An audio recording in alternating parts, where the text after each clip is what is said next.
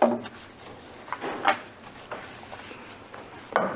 like to call the meeting of the Hayden City Council to order.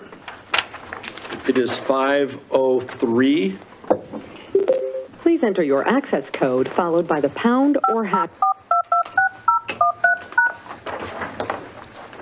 To enable audio controls, please enter your audio. You now know that code. I have it memorized. That's pretty cool. About time.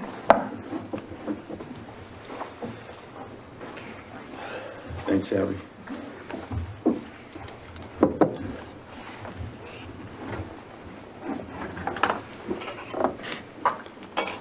The meeting has been called to order. Roll call vote, please, Abby. Council President Roeder? Yes. Councilmember DePriest? Yes. Councilmember Satterfield? Yes. And Councilmember White? Yes. I've asked Steve Griffiths to lead us in the Pledge of Allegiance. I pledge allegiance to the flag of the United States of America and to the republic for which it stands, one nation, under God, indivisible, with liberty and justice for all.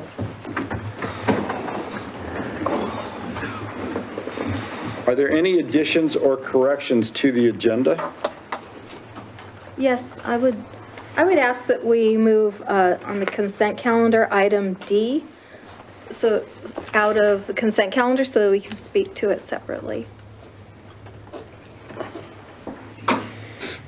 I would like to. I have no problem with that. That's fine. It's from a standpoint of you want to be able to get more information. Yes. Associated with that, considering it's a 5-year contract. Great. Yes, thank you. Is there any opposition to that? Oh, I can talk to it if you'd like. Hearing none was the way I asked the question. I will not read 1D, and we can add 1D back into whatever consent calendar once Council Member White is comfortable, and if any other council members want to be able to do additional research with respect to that, we can do that. Any other additions or corrections to the agenda? Hearing none, we will move forward. Consent calendar 1A, approval of February 7th, 2022 Joint City Council and Planning and Zoning Commission workshop minutes. B, approval of February 8th, 2022 City Council meeting minutes. C, approval of Hayden Area Regional Sewer Board wastewater treatment plant facilities upgrade payment request. E, approval of contract with La Riviere Inc. for the 4th Street and Honeysuckle Avenue roundabout project. F, approval of satisfaction and release of GE capitalization fee agreement. G, approval of Honeysuckle Beach dock repair work agreement with North Idaho Maritime. H, approval of Carrington Meadows second edition final plat. I, approval of 2022 Skyhawks Academy contractual services agreement and COS for youth summer sports camps and programs. J, approval of 2022 Peak Tennis Center contractual services agreement for fitness classes. K, approval of additional services agreement with JUB Engineers, Inc.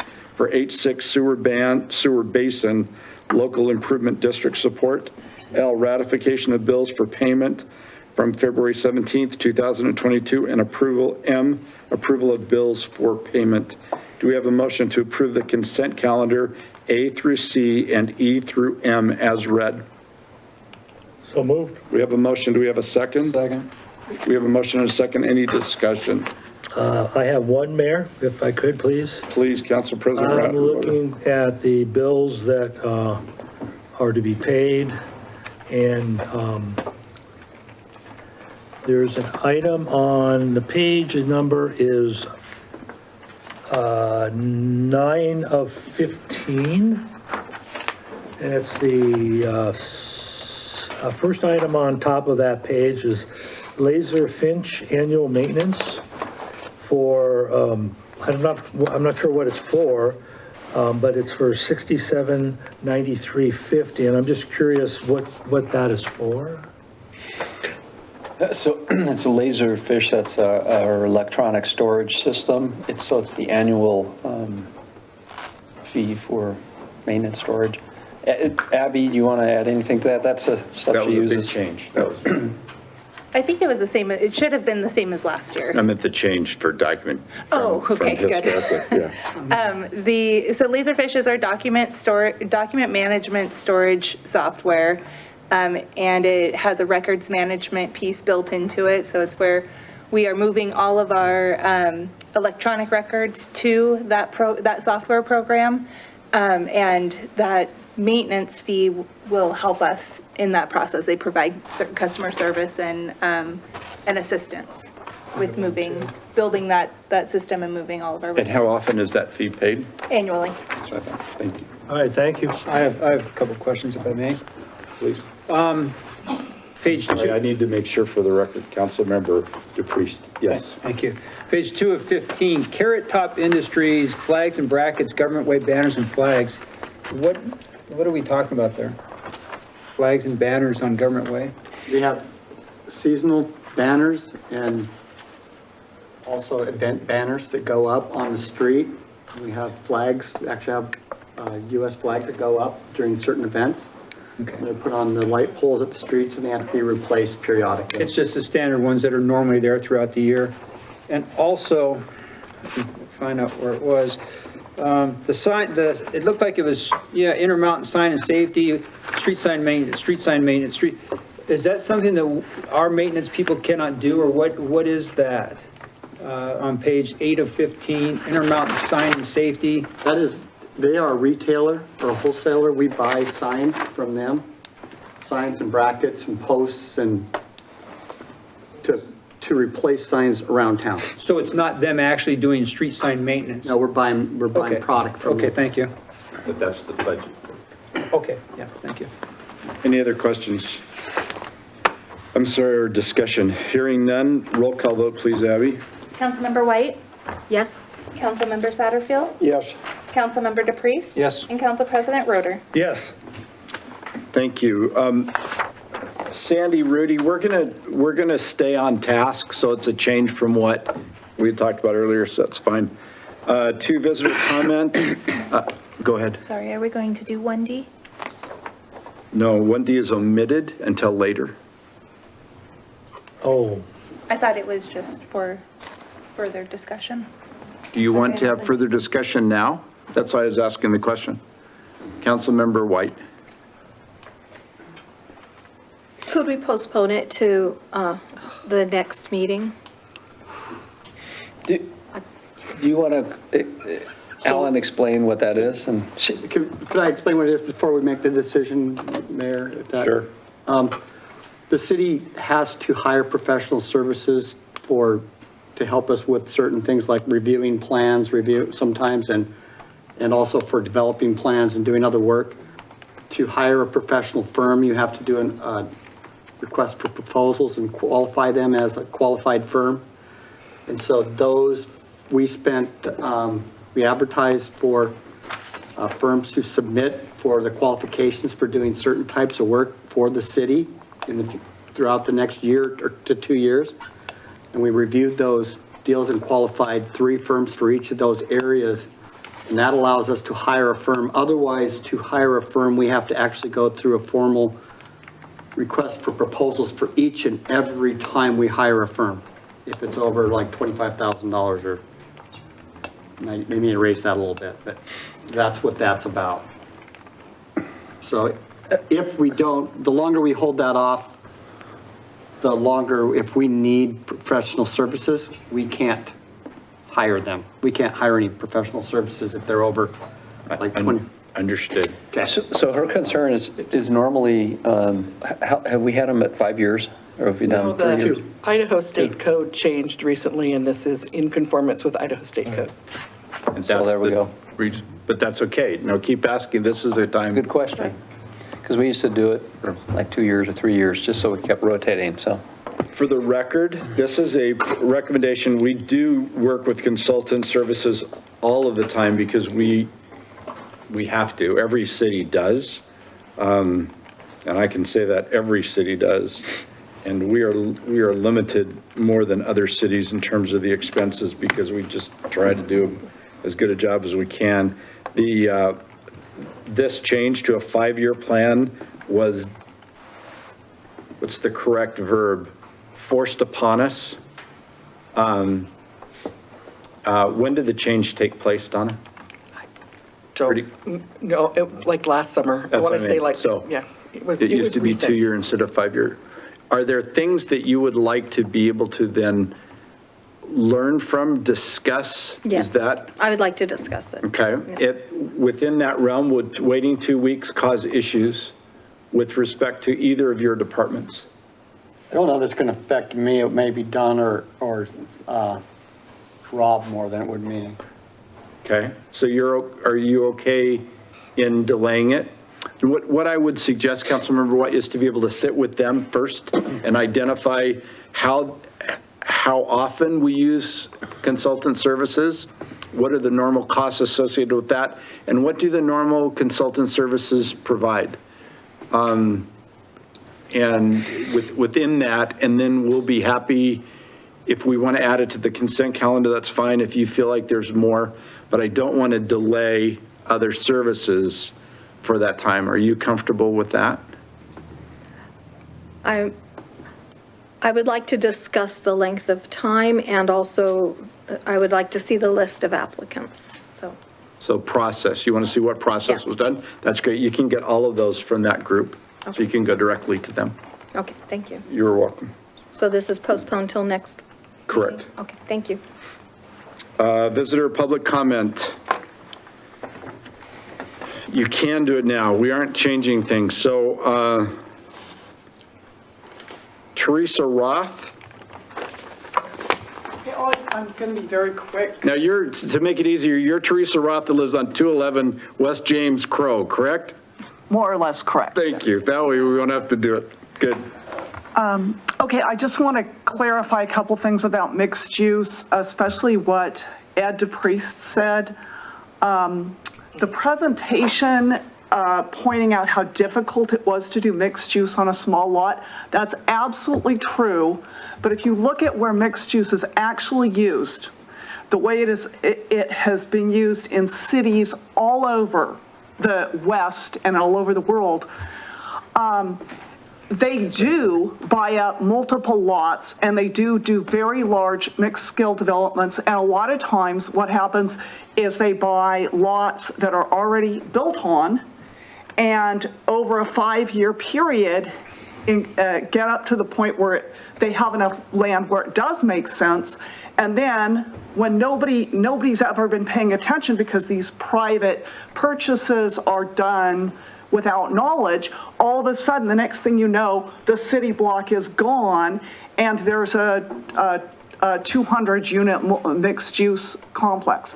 So that, Ed is exactly right, and that is exactly how mixed use works, and that is what we should expect if we have all of Hayden zoned for mixed use.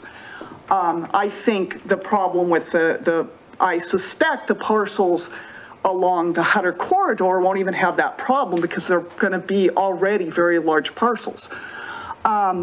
So that's the first issue of mixed use. The second issue is I've been following this as a citizen, and as you know, I've been opposed to mixed use all along. And we had an election, and there is enormous, according to Satterfield, he's wondering whether this opposition is really widespread or whether it's just the neighbors. The votes came in, and they were at least 2-1, and that's with underfunded campaigns against incumbents.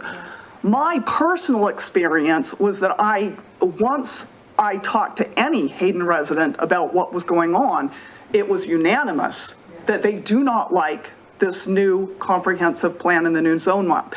So now I've been following what you guys are doing, including the process for changing the comp plan, and I'm very concerned about this. One of the things that's concerning is it sounds like applicants who are expecting to be upzoned to mixed use or anything else are threatening to sue if they're not allowed to. And I don't blame them because they've been having this expectation.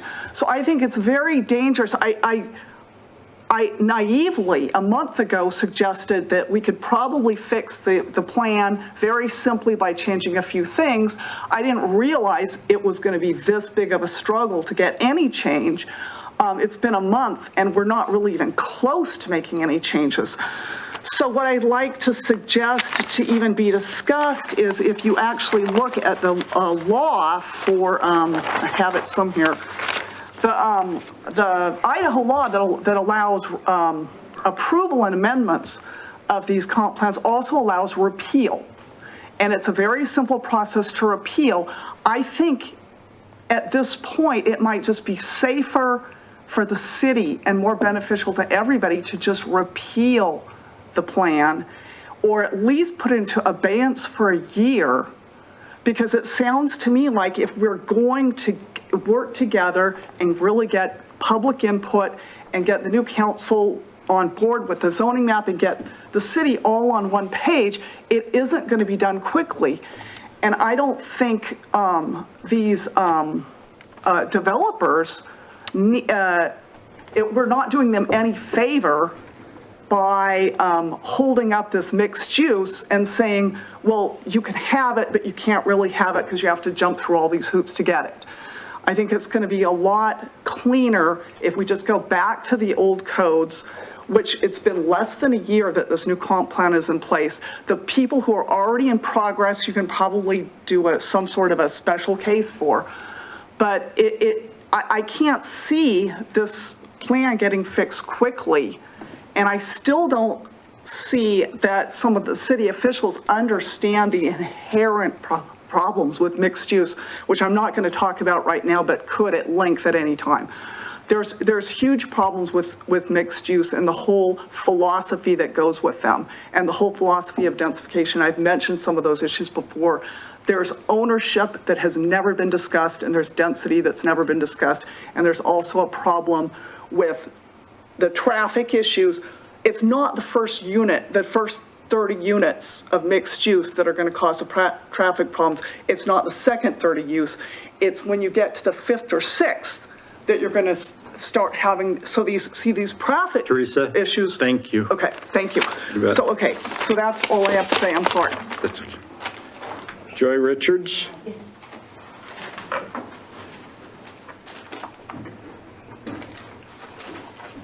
Hello, I'm Joy Richards, and I live at 1345 East Lacey Avenue in Hayden. Council members, Mr. Mayor, staff, and members of the audience. How do we protect our city's small-town character? How do we preserve our quality of life?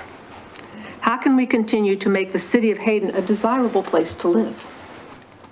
We're experiencing increased traffic congestion, inadequate fire and police services, overcrowded schools, and unaffordable housing. Have you tried to get a doctor's appointment lately? Have you tried to get a mammogram? What about the health of the aquifer and our water supply?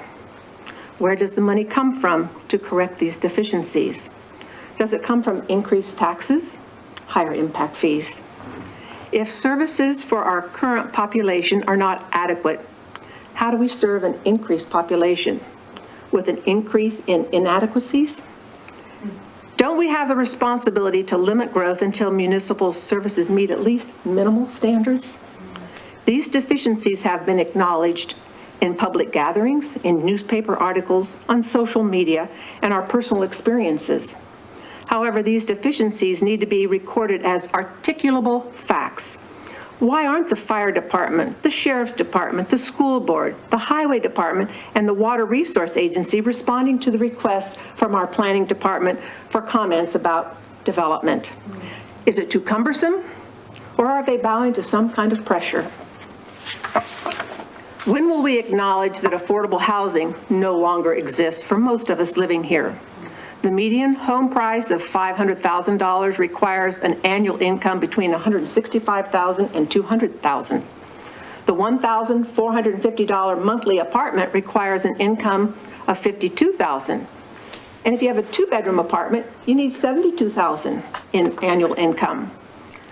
Should we promote mini houses or cottages on smaller, more affordable lots? Should the building codes be amended to allow them? And are manufactured homes a viable option now? Homeownership is the key to a vibrant, engaged community. It's still the American dream. Homeowners bring stability to neighborhoods and more civic participation. We know this because we're a city of 70% homeowners. We need to carefully consider the cumulative effects of a proposed development in our community, and not just on that specific parcel. Is the development in the public interest at this place and at this time? The foundation for local land use planning in comprehensive plan is listed as health, safety, and general welfare. What do these words really mean in terms of development? Does it mean open spaces, parks, sidewalks, fire protection, police protection, emergency services, navigable roads, bike lanes, public transportation? If the city of Hayden was concerned about the well-being of its citizenry, why were 1,700 zone changes proposed at one time? Who really benefited from this proposal, and who's being hurt by it? The words used to describe the goal of growth management from housing studies: responsible, conservative, and sustainable. Do we want growth to be responsible, conservative, and sustainable? David Callahan, in the report on growth, concludes that Kootenai County has an unsustainable development pattern. Is it possible to slow the projection of this growth? Is it realistic to think we can continue growing at the current rate and not have undesirable consequences? Can we have it both ways? Can we grow without paying for it financially or in our quality of life? I don't think we can. And I wish common sense were common.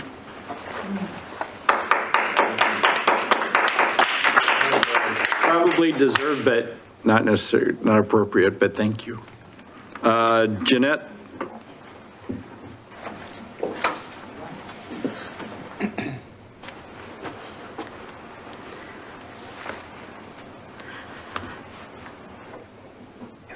Okay. Good evening, Mayor Griffiths, council members, staff, and the public. I'm here today on behalf of the Human Rights Education. Your name and address? Jeanette Laster. I'm here today on behalf of the Human Rights Education Institute at 414 West Fort Grounds Drive in Coeur d'Alene. Thank you. Of course. We serve Eastern Washington, Northern Idaho, and Western Montana. And I'm here today to talk about the recent articles that have been, and flyers that have been suggesting that a white supremacy group will be making its way to North Idaho in March and possibly bringing 200 visitors to our local community for a private gathering. Although this group certainly has the right to express their First Amendment rights for assembly, speech, and expression, we as a community can stand strong in our dislike of ideology that threatens to further alienate and marginalize certain groups in our communities. They proclaim in the article that they, the half dozen or so here in North Idaho, are a non-threatening and positive part of the community. A gentleman referred to the gathering as like-minded people coming together, talking about issues, things we can do to make our communities a little better. It will not involve a parade or rally. We don't do stuff like that anymore, he said. We just stay to ourselves. However, 200 individuals coming from Texas, outside of our region, can't all be staying on 5 acres in Hayden Lake. They will be in our restaurants, our hotels, and recreating while they are here. Our organization does have full confidence in our local law enforcement to provide everyone's rights while maintaining the safety of the community. But as a human rights organization, and on behalf of the more than 200 businesses regionally that have signed on to the Love Lives Here campaign and the Human Rights Consortium that was just formed last year by large businesses and corporations in the region, some of them in Hayden, and we express concern after viewing this group's website where there are links such as Jew Watch and Rat Sheet, and I apologize for this content, exposing the kikes, niggers, and commie scum and Adolf Hitler as the greatest story never told. We as a community cannot stand silent and let hate and bigotry and racism further infiltrate and poison our communities. There is stuff that we can do. I would like to suggest that while we watch how this may or may not unfold in our community, that we take this opportunity to increase our city's messaging around inclusivity and discrimination, bringing forth a strong mayor and city council statement condemning acts of violence, inhumanity, and racism. The city of Coeur d'Alene made a similar statement in October of 2020, and I would like to read from this statement now as an example.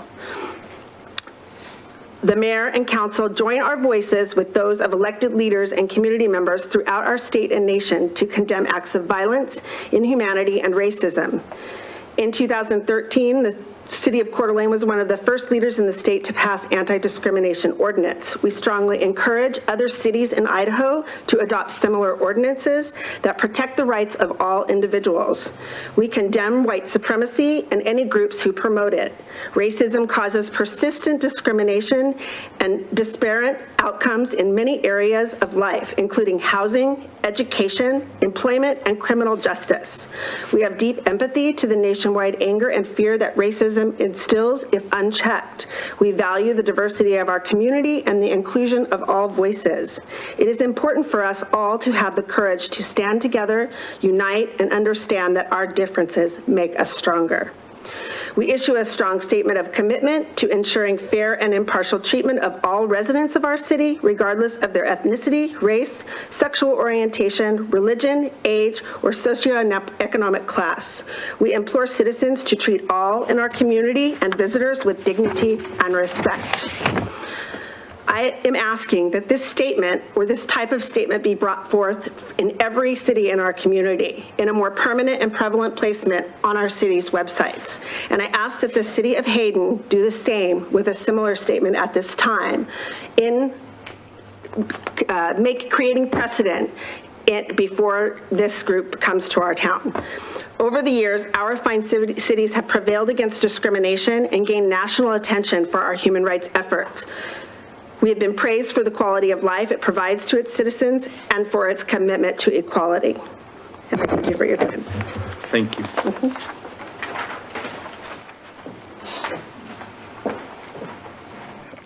Agenda item 3A, unfinished business, action item PZE-22-0006, request for reconsideration. Public comment is over?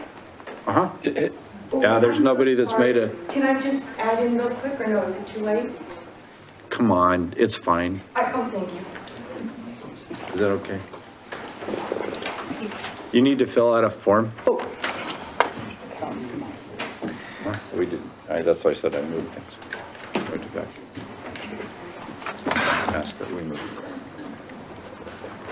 And I apologize, I always have horrible writing, so it's going to be even worse right now. Yeah, just a quick discussion. I had, that's why I said early on, we didn't make any changes. Do you have a topic? Oh, Is it on the agenda? Sorry. Is the topic on the agenda? it's in response to what she just said. That's not on the agenda. That's not on the agenda, so it's So okay. this is, right, is Yeah, that okay? Okay. Do you want me to fill in the topic? Okay, thanks. 'Cause I'm not sure what her topic is, but. Okay, my name is Linda Putz, 4529 East Cattail Court in Hayden. And as I look around this room, I'm probably the only minority in the room. And in light of what Jennifer just said, I appreciate the sentiment, but I do not appreciate her request. I have lived here almost for a little over 3.5 years now. As you can tell, I am a minority, and I've never once, not once, ever been discriminated in this town. And I don't appreciate the agenda of all-inclusiveness and the respect and making white people feel like you are less than because of the history of maybe sometimes great-great-great-grandparents. And I don't appreciate that, and I don't think that has any place in our beautiful bedroom community of Hayden. And I don't appreciate the whole thing of, oh, the white supremacists are coming. Are we going to stand against BLM and Antifa? Boy, the outcry that went against Coeur d'Alene when Gun d'Alene came along to protect all the businesses was ridiculous. We came to support our businesses and protect them, and then everyone's called a white supremacist? I'm sorry, but we're not white, or I guess I'm not. Yes, I am, because the term nowadays, white supremacist, means you're a patriot. So I have a sign that I do carry sometimes, and I say proud white supremacist, because a white supremacist is a patriot. And I don't appreciate defining people by their race, by their sex, by their beliefs, by their values, etc. We are all Americans, and I think coming up with a resolution like that divides our city even further. And I don't appreciate the suggestion. And I had no intent to speak, but now I'm mad. So anyway, thank you very much. I appreciate you allowing me to speak. Thank you. Yeah, we're going to continue. We've been asked to delay executive session until later. So unfinished business, as I said, 3A, action item PZE-22-0006, request for reconsideration of final decision in Aspen Home Zone Map Amendment request. Previously, Councilmember DePriest, did you want to make any comment? Well, I'd with respect like to to this? rescind my recusal. You want to rescind your recusal? I feel I'm quite capable of making a decision based on my responsibilities without any, anything from the outside coming in, I guess you could say. I mean, you can do whatever you want to do in that regard, and that's okay. My question, though, from a legal standpoint is, from a legal standpoint, was direction given with respect to recusing Councilmember DePriest due to whatever the situation was? Would you like to comment, either Katie or? Yeah, the city attorneys had already advised Councilmember DePriest that we believe that there was a legal basis for there to be a conflict of interest, and advised that he should recuse himself. Thank you. And you've gone against legal counsel? I believe that I'm perfectly able to make a decision based on the criteria and standards. Perfect. Councilmember White. Yes, I would like to say I have not made up my mind regarding the outcome of the hearing or the facts, and I look forward to listening to all of the evidence presented here today with an open mind. So you do not I wish do to not recuse wish yourself? to That's what recuse myself. thank you. Okay. Yeah, Mr. Mayor, Please. for clarification of the record, let's just be really clear that this was not a perceived conflict that may have been articulated in some other fashion, that both council members had previously commented in planning and zoning while they were citizens, which is perfectly appropriate. And they do have public comment in the planning and zoning packet that is before them as part of the record this evening. And that is the reason and the foundation for the request that they recuse themselves. This often happens when people move into council or they move from planning and zoning to council, and there's just this period of time where these applications need to filter through, but that's the basis for the recommendation. And City Attorney Brereton will also identify on the record the potential for penalties should they choose to proceed. Thank you. Yeah, Please so there do. are a few other legal implications that need to be considered other than just simply retracting the recusal. The Idaho code requires that if a council member has been advised by legal counsel that there is a conflict of interest, that the council member must prepare a written statement describing the matter to be acted upon in the nature of the potential conflict, and then has to deliver that to the city. And then the city has to obtain an advisory opinion from an attorney for the city or from the Attorney General. And then after that, then the city council member can then act on the advice of the Attorney General or the attorney for the city. If that's not followed, that's an issue. And then also if there is a conflict of interest and it is a true conflict of interest, then a council member may face both criminal penalties and civil penalties. And then there could also be due process considerations that could arise from that as well. Do you feel that any actions that were taken prior to Councilmember DePriest or Councilmember White as citizens, and any comments that were made by them as citizens would hurt the city from a legal standpoint should issues arise with respect to any decision that is made? I don't know if that's the right way to ask the question.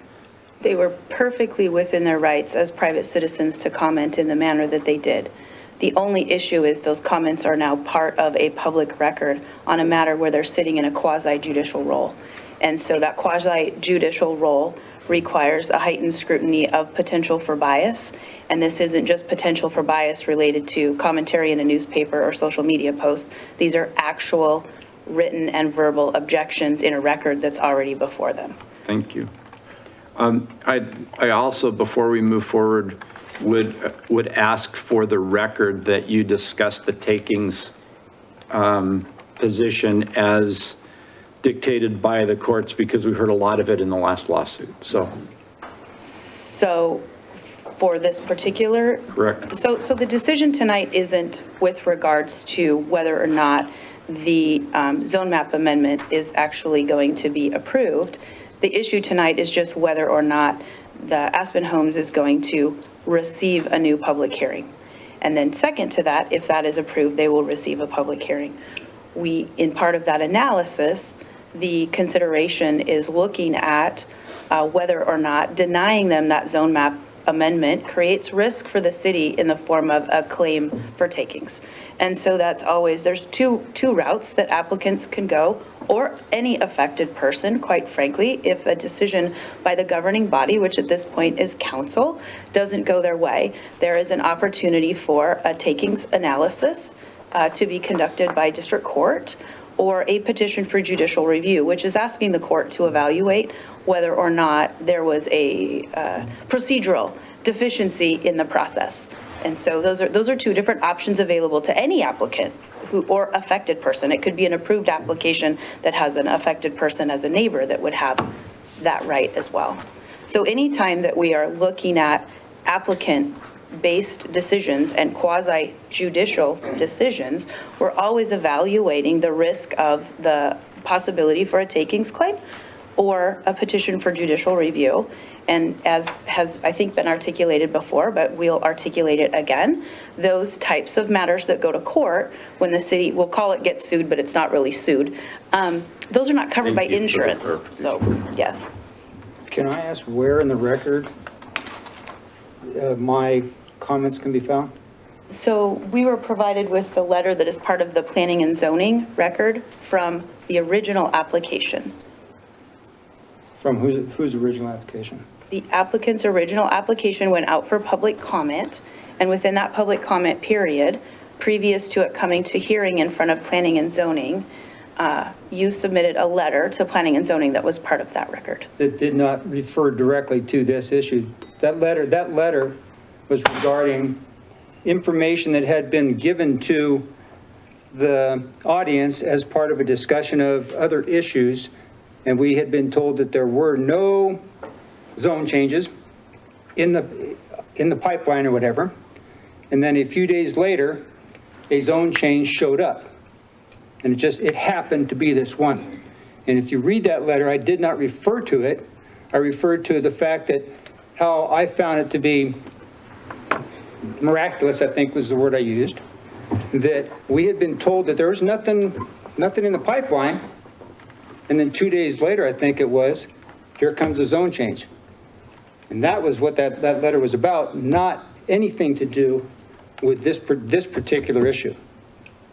Well, what I can tell you, you brought that concern to us previously, and so in backtracking, what I looked at was that neither you or I were here at the time, but that letter was in response to the only application that was out for public comment at that moment, and so it was part of the packet. Right or wrong, it was part of the packet.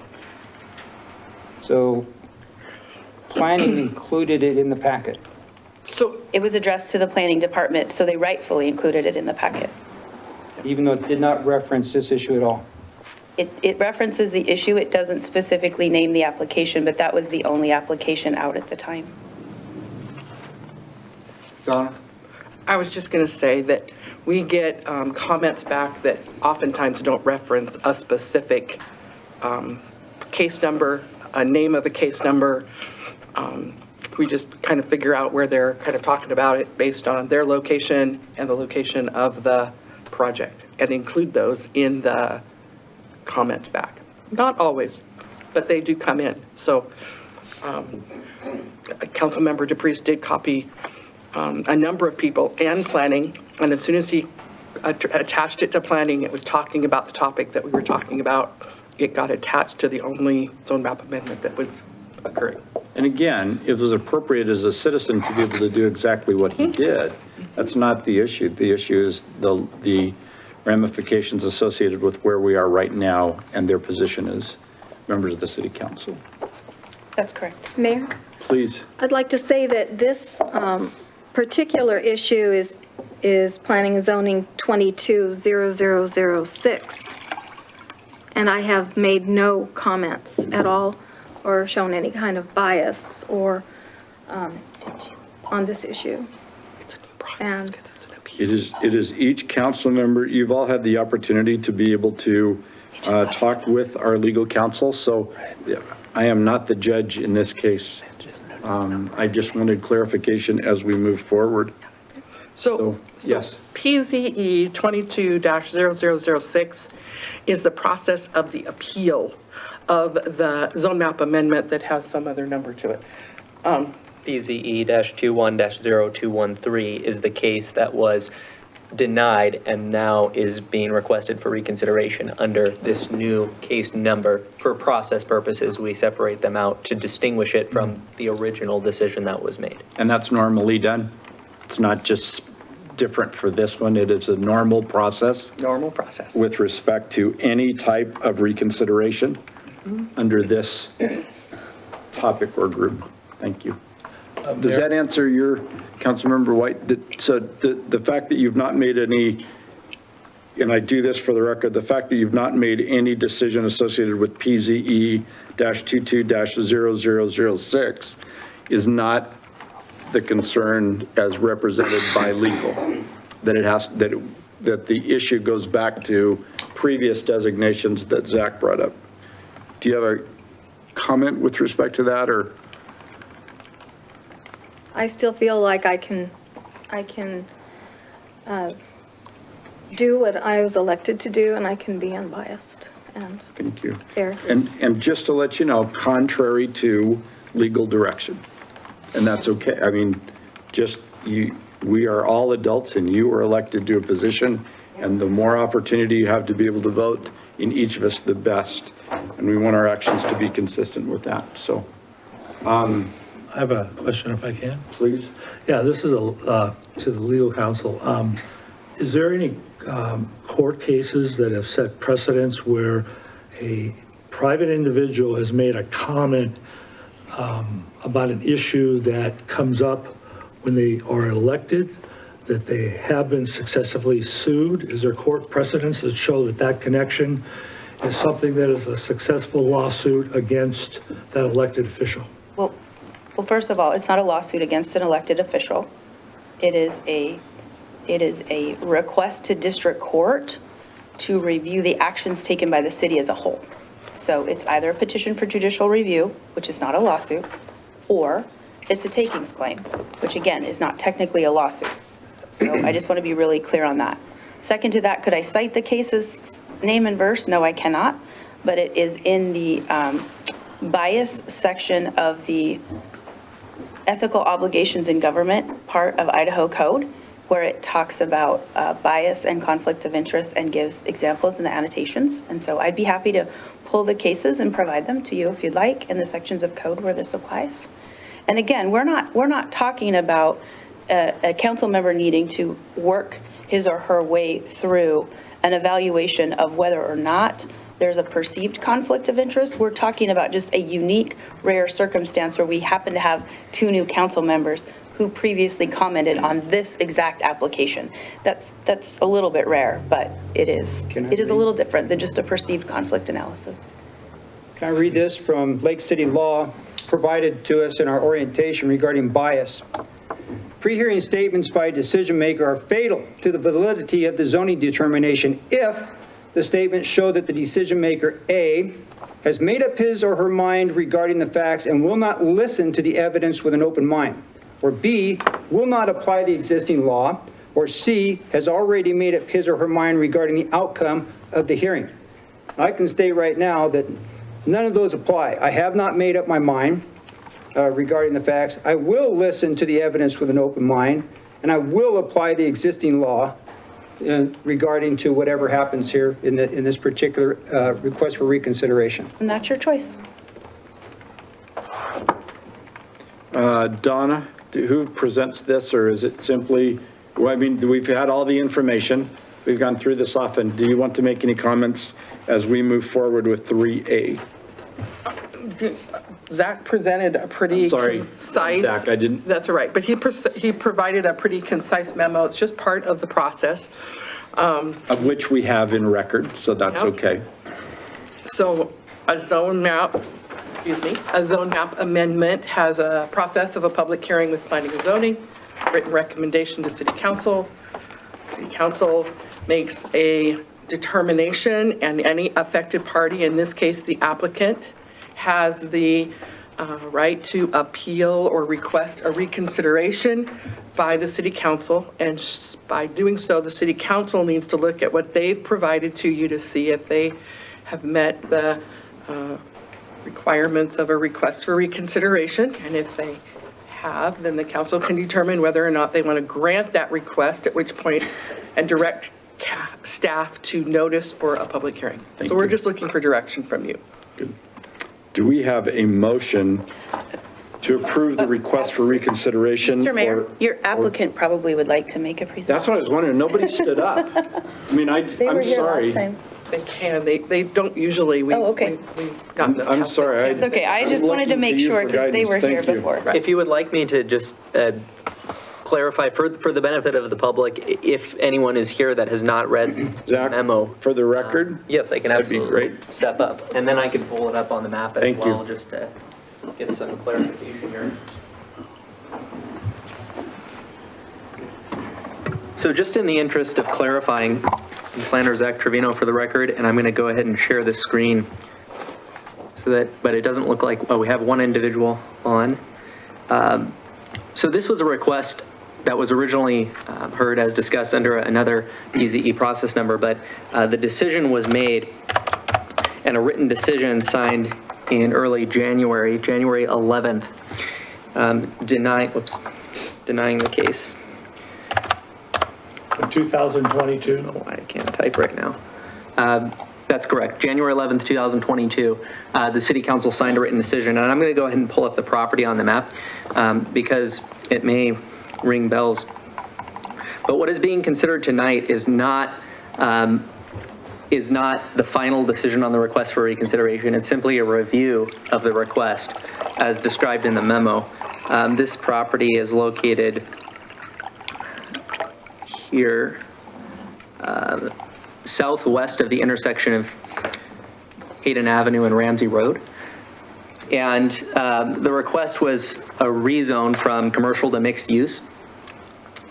And the city council decided not to grant that request. It was denied. And so what is happening now is that in accordance with the procedure for request for reconsideration outlined in Hayden City Code, the applicant has submitted a request, and you're reviewing that request in accordance with the standards listed in that section. So those are included in the memo. I won't read them just for the sake of time, but those standards are in front of you for consideration. I can go into detail on the original case if it would help provide context, but I'm going to leave it there for the sake of, I cannot. And I just wanted to, does that help set the stage? Zach, question, are you talking about the A through F? That's correct. Yes, those standards in subsection 1-1-6, subsection A1 of Hayden City Code. And please read those for the record, Zach. Those six. Yes, I can. A through F, please. I could do that. So this is copied from the Hayden City Code. So the city council may reconsider its decision only if it finds any of the following. A, there was a clerical error in the decision. B, the decision resulted from fraud or mistake. C, there is new evidence for the record or a change in circumstances. D, there was a procedural error. E, the council previously rejected the application by a tie vote. Or F, the decision was made in violation of substantive law.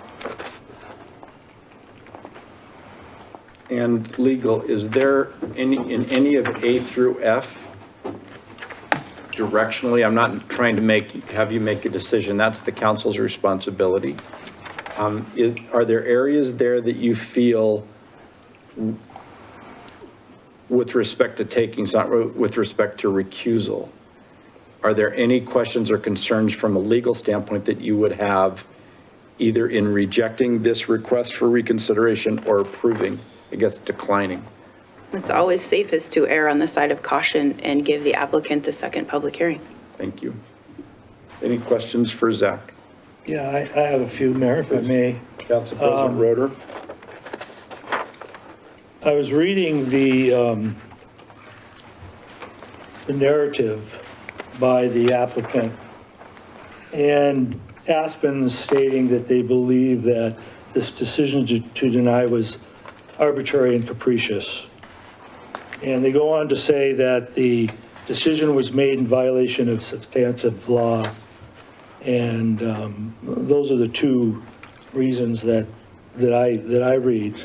So I have a question, which I did ask our attorney, is maybe you know this too, Zach, so I'll ask you anyway too. Is when did Aspen purchase the property? And before I comment, is it appropriate, just from a legal standpoint, to go into this type of information at the hearing? I only ask because I want to make sure that I'm speaking in the correct setting. Given that that is also related to the original case, is that okay? That particular question is okay to answer. Okay. However, that's the reason, just so that we're walking through this process, that's the reason for the reconsideration, is to be able to get those questions answered at a public level with a public hearing, correct? Correct. So this isn't a public hearing. This is the applicant wanting another public hearing. It's great to have questions there, but I don't want to take away the public's ability to provide input or to be a part of this process. All we're doing here is either accepting or rejecting, approving or declining the request for reconsideration. And it's within that reconsideration that these questions are most appropriate. Absolutely. So, If I may. please. Councilmember Roeder, I think that your question is directed at, on the basis of when council may reconsider their decision and its basis for a violation of substantive law. Is that correct? Well, yeah, they've claimed two things. So you want to So know? I want to kind of dig into that a little bit so that I have a better, I mean, we're being asked as council members, did the previous council meeting, which included Councilmember DeLange and Satterfield and Panabaker, they're claiming law was violated. But tonight isn't the night to discuss Well, I know whether that, or but not. we're asking if that's the case, then we should reconsider. What you need to evaluate is whether or not they've given you enough information to justify having another public hearing to get those questions answered and to give the public the opportunity to comment on those. This isn't to approve, and I want this, this isn't to approve anything. This is simply to say, based on the written decision, this is not a fact finding, this is not an evidence gathering, it's not a public hearing at any level. It's simply based upon the process that the Idaho State Constitution has provided. Is this an appropriate opportunity to allow or not allow the applicant to have reconsideration? Is that, I apologize for not the That's words, correct. but, okay. So if I understand, Mayor, though, we're being asked to look at those A through F, and that having a hearing or reconsideration is justified if one of those are not met. Or not, yeah, that's why I asked that. So that's why they specifically said violation of law and arbitrary and capricious, which are part of that A through F. And I so- see, good, okay. I'm not. Yeah, I'm just applying what. I'm just trying to make sure that we kind of get through the process, but. So I'm not looking at approval or not approval, we're looking at whether we're going to say, yeah, they should have another hearing because we feel something was missed here. So are you saying that it's respective to F, that this, either yes or no, that the decision was made in violation of substantive law? Or which A through F are you I'm trying to get wanting there. clarification for? So I'm trying to get there with one more question. With respect to the original question, they were the owner of the property at time of application. However, I don't have the exact date where they acquired the property. I would be able to consult the deed, which was part of the project record, to get that exact information, but I don't have that date handy. Okay, I do. Our attorney said it was July 28, 2021. And so I verified that with our attorney. So now, one more question, and this is an important one, is when did the city council approve where, because this property is currently zoned commercial. Yes. When did we change our zoning ordinance to not allow residential? With the Title 11 code amendments, which I believe were prior to the date of purchase. And so that was, April. yeah, April. April 13, 2021. I just want to make sure I understand this right, and I want to get it in the record that the property in question here, that we're being told we violated the law, because our previous council that met on this, did they violate the law? Were they in the right? That was zoned commercial in April 13, 2021, which residences were not allowed at that point. So now they purchased the property several months later, which did not allow residents on that property. Is that true? That is a true statement. So now they want us to think about the legality of them wanting to put residents on it, but they never had that right. True? It's a consideration that should be discussed. Certainly, the timeline that you set forth is accurate in that. So my question is, should we allow that discussion to happen in hearing? And I say yes. But we're being asked whether we should move forward with another hearing, and I think that should be brought up. I'm not sure, that's okay. So I'm moving forward with, because we're being asked, should we give them reconsideration with another hearing? And I say, based on that information, I said, yes. That's what I was wondering, okay. Do we have any other questions for Zach? Do we then have a motion to approve or deny the request for reconsideration of final decision in Aspen Home Zone Map Amendment Request PZE-22-0006? A motion I'll second. to approve. We have on the motion, it's a good, okay. I'll motion to approve the reconsideration. Okay, is that what your second? Yes. Is going to be good. We have a motion and a second. Any discussion? Hearing none, roll call vote, please, Abby.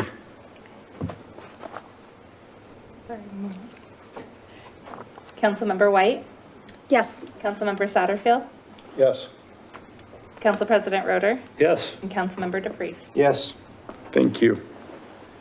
4A, action item, project number J 2020-0031, Wyoming Estates First Edition Preliminary Plat Extension. That's me. That you? Uh-huh. Okay. So preliminary plats are approved for 2 years.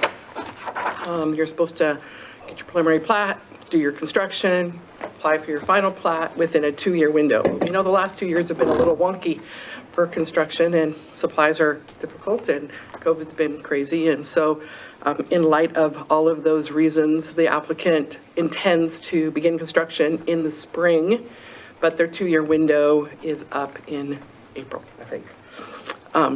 So they've requested an extension for a year, so they'll do construction this summer and final plat in the fall and be ready to move forward. This was pretty simple. Do we have any questions for Donna? I guess so, and it's possibly for the applicant, I guess. As I'm understanding this, it's because of a supply chain issue Is the applicant in the room? Gordon, do you want to, since you're here? On behalf of the applicant, this is Gordon Dobler. I was going to say, this is, because you did yours from there. So Gordon, just let us know who you are and where you are and why you're responding. Gordon Dobler, Dobler Engineering. I'm the applicant's engineer. I'm responding because I want to. Thank you.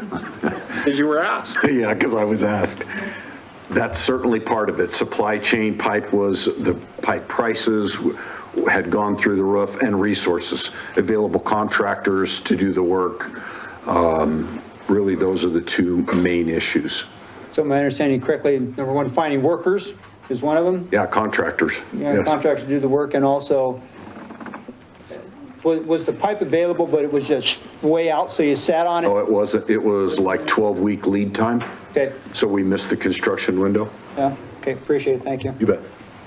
I have a question. Council President Roeder. Yeah, please. Donna, my question is, the fees that the city would have collected 2 years ago probably have gone up now, I'm assuming, after 2 years. Are we going to be charging them old fees or more current fees to move this along? So an extension, a one-year extension, doesn't have any fees associated with it. Their construction plans have been reviewed and are approved, and so they've paid those fees as well. So I'm just looking at, will the city have to review anything else? No. Okay, that answers my question. Thank you. Yeah. Sorry, wasn't following there. No, but that's the same, that was okay, appropriate. Any other questions, Council President Roeder? No, that's good, thank you. Questions, Councilmember White?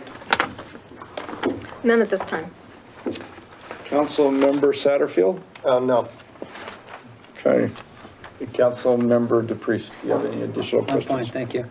Do we have a motion then to either approve or deny the Wyoming Estates First Edition preliminary plat extension?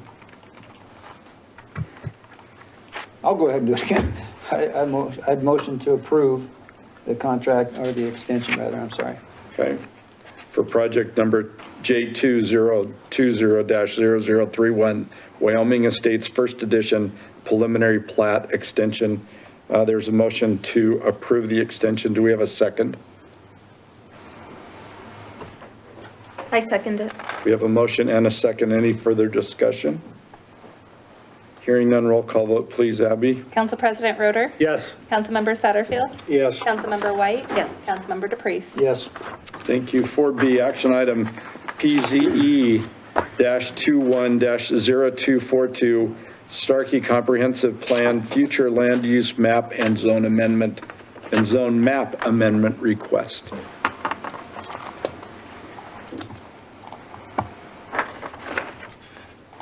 By the way, Gordon, I haven't heard you in a long time here, so thank you. You must have done a good job, so thanks. Nice to see you. Hope you're well. Zach? Good evening, council members. Planner Zach Trevino for the record. Presenting a request for a comprehensive plan, future land use map, and zone map amendment. This case was heard before the Planning and Zoning Commission on January 3rd and is before you tonight as an item for your decision.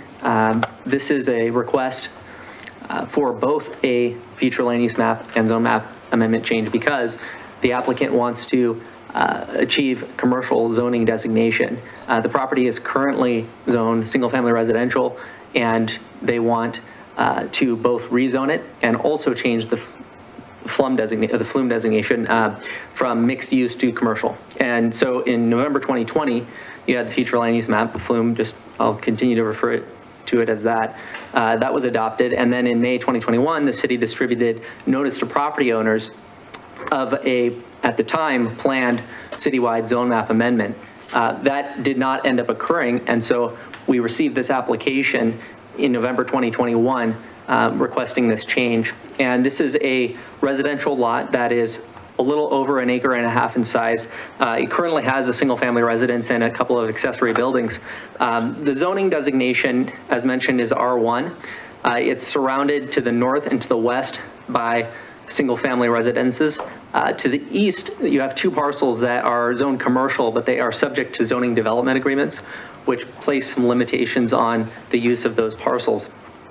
It's along Prairie Avenue, which is under the jurisdiction of Lakes Highway District, and also serves as the southern city limits for Hayden. South of Prairie Avenue, some of those parcels are in the city of Coeur d'Alene, and some of those are still in unincorporated County. And so that's the zoning context for this request. This is what the applicant is requesting. They want it to be zoned commercial. And as I'll get to later on in the presentation, the Planning and Zoning Commission, the hearing focused largely on a discussion of a zoning development agreement to place limitations on the commercial use of this site. And I'll explain what those are and how that discussion proceeded. And it also is detailed in the written recommendation that you received. Just for some additional context here, this is an aerial image about a year ago of this property, and you can see a few things. One is that the access is gained directly from Prairie Avenue. This is part of a residential subdivision. It's actually part of the same subdivision as the lots to the north. It doesn't necessarily look like that by looking at the aerial, but it does not gain vehicular access from the internal street network of this subdivision. Prairie Avenue, because it's under the jurisdiction of Lakes Highway District, they were consulted and they would be a part of permitting any future approach. But before I go into the agency comments, I want to explain why this request is being made. The applicant has a use in mind. They want to establish a child care facility. And that is a use that is allowed in the commercial zone, subject to all of the standard commercial zone design standards for parking, landscaping, that sort of thing. And for some neighborhood context, this, using my mouse to point, across the street in Prairie Avenue is a K-5 public school. It's called Northwest Expedition Academy. And so this neighborhood, which of course is bisected by a major thoroughfare, it has some of that as context. It's used for a large public school. And then of course, as you can see, there are residences elsewhere. This is developed with the residence, even though it's zoned commercial with a zoning development agreement. And then there are, at this major intersection of Prairie Avenue and Ramsey Road, you have some corner commercial uses as well. So it's a bit of a mixture in this particular location. And the applicant, whose name is on the screen, they presented to the Planning and Zoning Commission.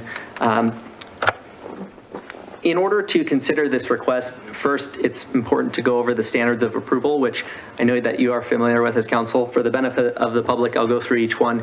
The first one is really to make sure that the proposal is consistent without the need for additional studies in order to determine whether it's advisable. And the commission didn't feel that more studies were needed. It is important that, based on the comments provided by Lakes Highway District, that a trip generation analysis will be necessary as one of the steps that the applicant would need to take before getting an approach permit. So that is a potential future study that would come down the line, but the commission didn't believe any future studies were appropriate at this time.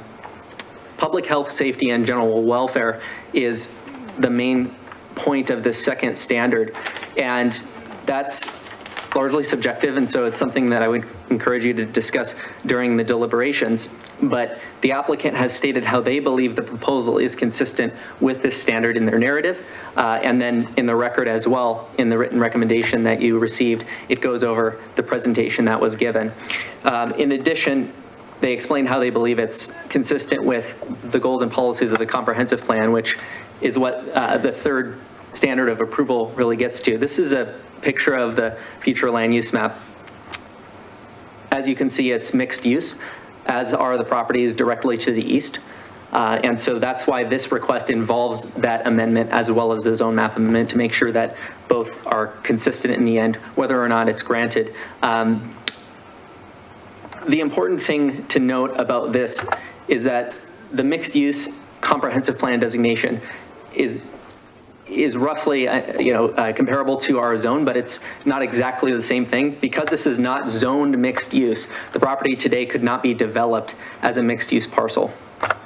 That would also require a zone map amendment, which is the same process as they're going through right now. So just for clarification there. And the commercial designation, similarly, it has roughly similar uses as the commercial zone, but these are the definitions in the comprehensive plan of both those those designations. And so they're, as you can see, they're comparable to the purpose of the zone, as you're familiar with. But Zach, and this is good, we're going to see more and more of these on a one-time basis, I think.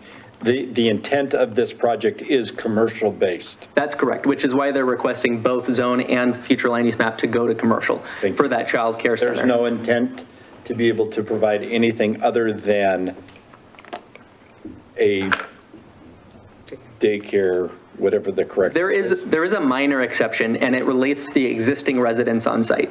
What they want to be able to do is to have that residence persist for a certain period of time after certificate of occupancy. And so what was discussed at the Planning and Zoning Commission was to have it allow for 2 years after that date. That's what I mean. I just want to make sure, I thought that was a good time to be able to bring that. Yes.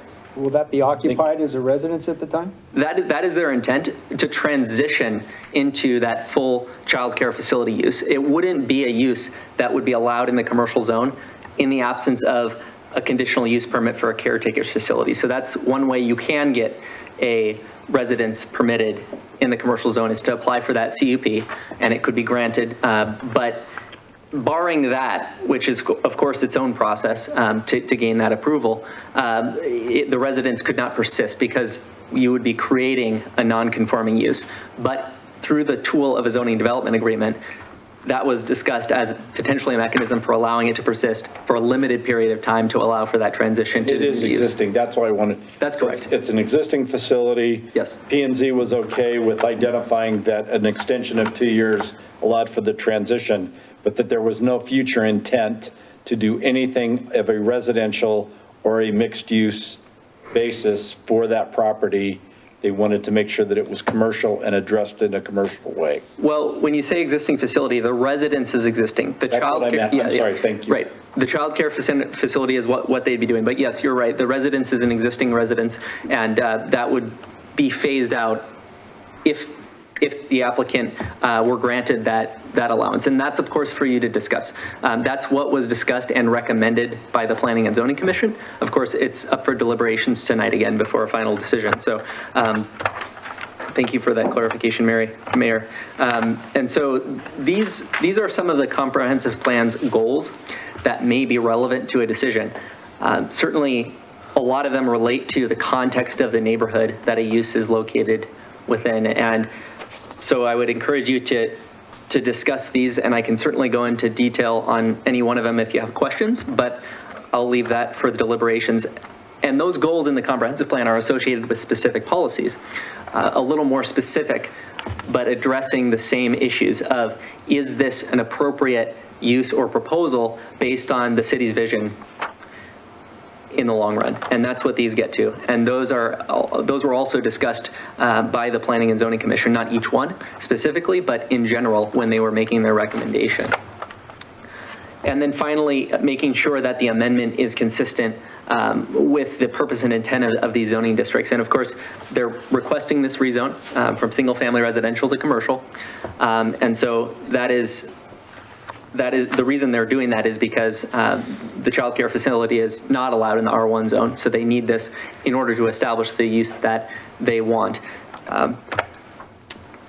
It is important to note that this parcel, regardless of whether or not this is granted, it of course has to meet all of our infrastructure standards for any new development or redevelopment. And that includes things like making sure that there's adequate water, sewer service, other utilities, as well as access. And out of the agencies that commented, perhaps the most notable is Lakes Highway District.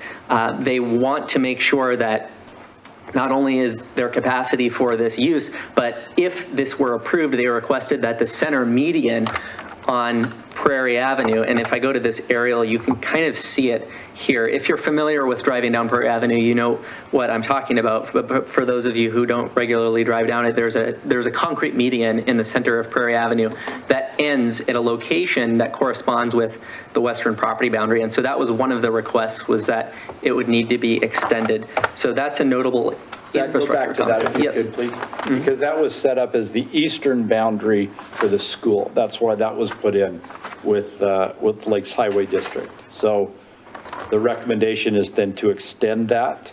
That's correct. Due to the commercial, if in fact council approves, doesn't that it would be extended, that they would take that and extend it down to, again, the eastern edge of the property line? Yes, and that was contained in Lakes Highway District's comment letter. It would have to go through the approval process, and what we would do is, in order for this to be developed, they would have to submit a commercial site plan application. And at that time, you have to show that you can not only meet City of Hayden's requirements, but also that of other agencies. And so in order for them to get an approach permit off of this road, because it's not in the City of Hayden's jurisdiction, as most roads are in the city, but in Lakes Highway District's jurisdiction, they would have to work with Lakes as needed to meet those requirements.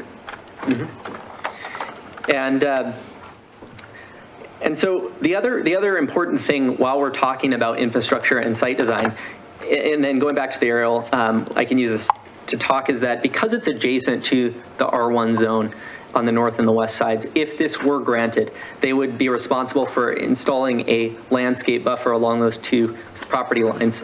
It would be what's called a type 1 landscape buffer, which is typically 20 feet wide. It can be reduced to 10 if there's adequate fencing provided. And the purpose of that is to buffer adjacent uses in different zones, in this case, commercial and residential. The same buffer would not be required on the east side because of those parcels being zoned commercial. Yes? What would the fencing height, is there a requirement or max or minimum on the fencing? Yes, 6 feet would be what the height would be limited to, and that is consistent with what one typically sees in residential zones, because in our code, we have fence standards that dictate the height based on where it's going. And in residential zones, side and rear fencing is limited to 6 feet in height. And anything over 6 feet in height also requires a building permit. Now, you could have a fence, say on the east side here, greater than that because it's adjacent to a commercial use. But it would require a building permit if they wanted something taller than 6 feet on the east side. And if they put that 6-foot fence up, they would need, what, a 10-foot buffer between the fence and the structure? Is that what you're saying? Am I understanding that? That's correct. In addition to meeting all setbacks, there would have to be a 10-foot landscape buffer, which has a requirement for trees that are meant to grow together to provide visual and sound buffering between those uses. So that is one of the things that they would have to make sure of. Another thing that they would have to make sure of is that any lighting proposed on the exterior or in a parking lot doesn't create any glare onto those adjacent residences. So that's really going in line with the buffering. The idea is to not have a negative impact on adjacent residential uses when you have a commercial parcel that's immediately abutting them. And so I wanted to also mention that we did send notice in addition to the agencies that we typically notice. We sent notice to the Coeur d'Alene Airport. They requested a navigation easement, and then the Department of Environmental Quality just gave a list of general standards that they typically provide, but no other agency had concerns or additional comments. We sent mailed notice to 30 property owners in accordance with our legal noticing requirements, in addition to placing the notice on the website and physically on site. And we received 3 written comments that were in opposition, 1 that was neutral. And then at the public hearing, there was testimony provided by 1 individual opposed to the request and 1 individual neutral to the request. And the comments that were provided are included in the memo packet that you received. And the written recommendation goes into detail on what those individuals who commented at the public hearing spoke about. And so those are another aspect of this that should be taken into account in the decision. The neighborhood here, this is relatively recent aerial imagery, as you can see, based on the construction of these apartments in Coeur d'Alene, which is ongoing. But this is what the property looks like directly from Prairie looking north. And this is the approach that exists today.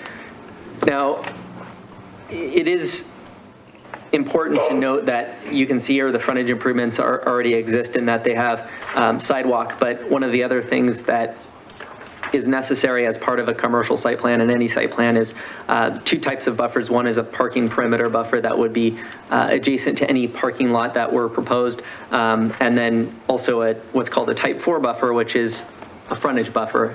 So there would have to be modifications to this frontage along the lines of landscaping, and then whatever was necessary to meet our commercial site plan standards related to setbacks. It is important to note that because this is a request that's pending, the applicant hasn't finalized any sort of site plan, even though they have the use in mind. So I don't have a site plan to display, but that gives you an idea of the existing conditions and what they're requesting as far as use. And so, as mentioned, the Planning and Zoning Commission discussed this and felt that it would be appropriate to limit the commercial use of the site. If this was approved without any conditions or zoning development agreement, for example, and it was rezoned commercial, then one would be free to develop it in accordance with the commercial zone, and any use that would be allowed subject to all applicable site design standards. The Planning Commission felt that it would be appropriate, given that the applicant has a use in mind, to limit the use of the site to that particular use. And at the public hearing, the applicant expressed that they would be willing to accept a condition along those lines. So this was a discussion that occurred, and the tool to impose such a condition would be that zoning development agreement. And that would be, just procedurally, that would be prepared if that were found to be appropriate, and then it would be recorded along with the ordinance adopting the zone map amendment. Now that's just procedural if you decided to approve this. And that's what the Planning Commission decided to recommend based on the standards of approval and the testimony that they received. It's worth noting that the applicant wants that 2-year period to start at time of issuance of a certificate of occupancy for the child care facility. And so that's important because it is dependent on when a site plan application comes forward and when that is approved, and then when a building permit is issued, and then finally that certificate of occupancy would come after that building permit process. It's one of the final steps. That's when the 2-year period for the residents would begin, according to what was discussed and recommended. So that's the condition that was landed upon by the Planning and Zoning Commission after some lengthy discussion. The zoning development agreements are flexible, and I won't go into too much detail about the legalities because I would want the legal counsel to do that, but just as an example, the ones to the east limit the commercial use of the site by saying, you can have commercial uses, but not these ones, and then it gives a list. You can also limit other things, and so it was discussed that a zoning development agreement could accomplish what was recommended by the Planning Commission. And so these are the standards of approval that I went over. I can answer questions if need be, but you are free to deliberate and approve with conditions, or deny the request, keeping in mind that there are the two aspects that need to be discussed: the future land use map amendment and the zone map amendment. And I stand for any questions that you have at this time. Do we have questions for Zach? Mr. Mayor? Please. With regards to the certificate of occupancy beginning, so I might understand that the residence is vacant at this point in time, or is there someone living there and it doesn't, and the time doesn't start running until, what's the status right now of the residents in there, do you know? To my knowledge, it is occupied, and the certificate of occupancy would be for the child care center. So if the child care center that the applicant wants to establish, pending the zone change and whatever the outcome of this decision is, they would come forward with a site plan, and as part of the building permit application, because even using the existing structure, if that were their plan, they would still need a building permit process for that change of use. Again, we don't have a specific site plan, but that building permit process would end with a certificate of occupancy being granted, saying, okay, you've met the building code requirements, you can now occupy this structure. So, do you know if the current residents are the applicant? Is the applicant, are the applicant? I don't know that 100% for sure. I believe so. I read it, that's what I understood. I'm not. Yeah, I believe the applicant is that true, is the occupant of the residence. Okay, thank you. So they're going to live there basically until they get their P's and Q's in order and submit for a building permit type of thing, and then once that permit is granted, most likely, then the 2-year period starts to run where they will live there potentially for 2 years. That was the recommendation. However, that's certainly not necessary.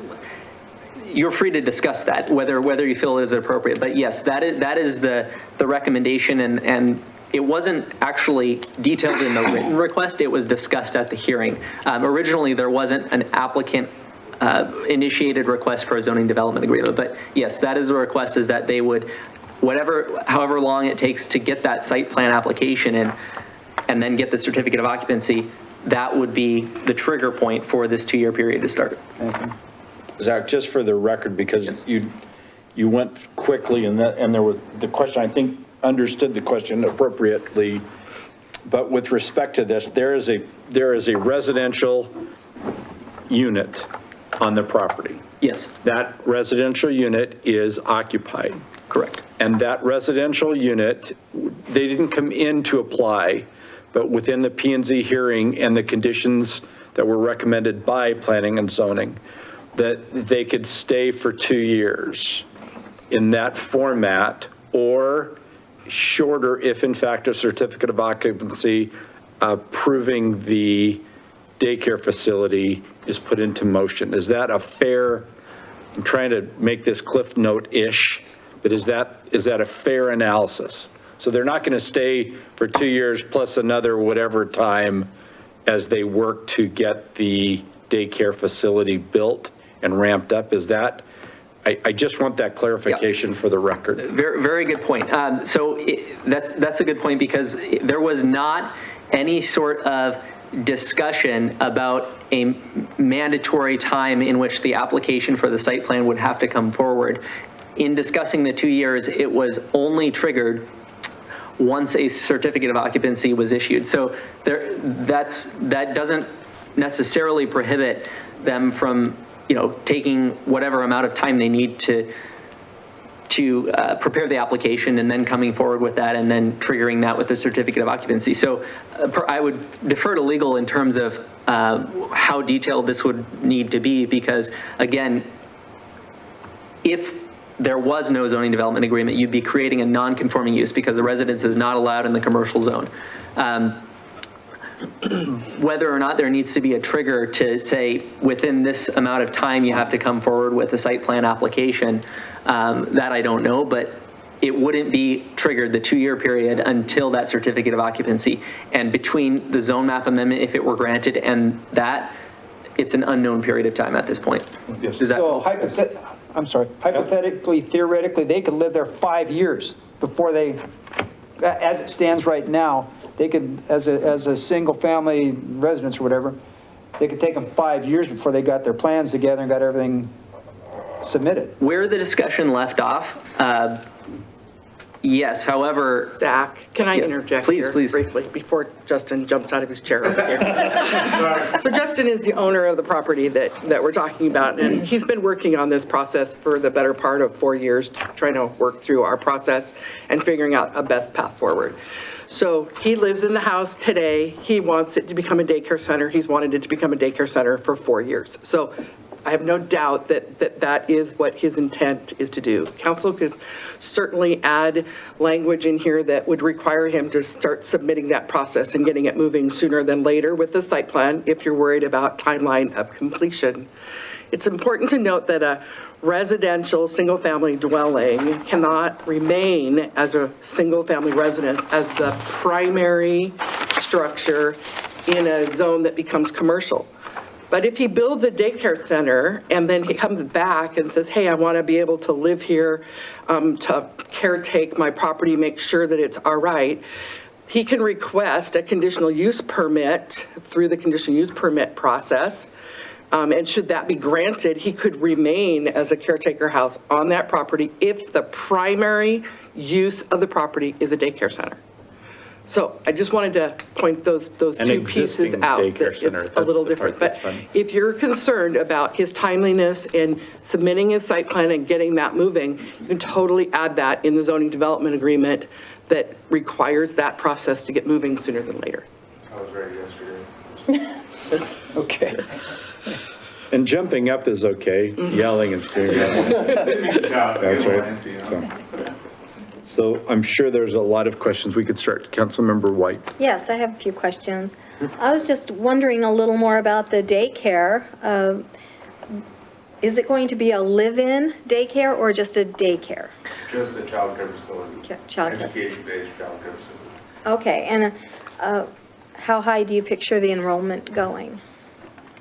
The enrollment that would be granted by Fire Lakes would be roughly 257 kids, but we're not looking to be anywhere. We're doing great.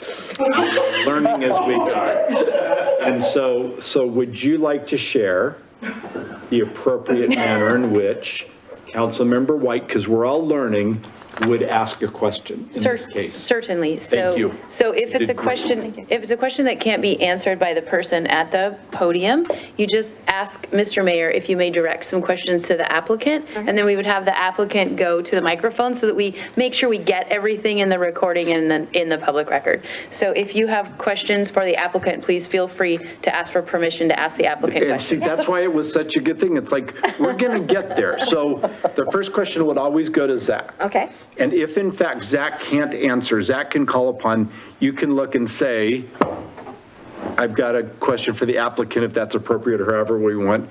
And it's appropriate unless you're yelling and screaming, and Okay. that doesn't happen. So, I have a few more questions for Zach. Okay. And then a few more questions for the property owner. okay, Okay? perfect. All right.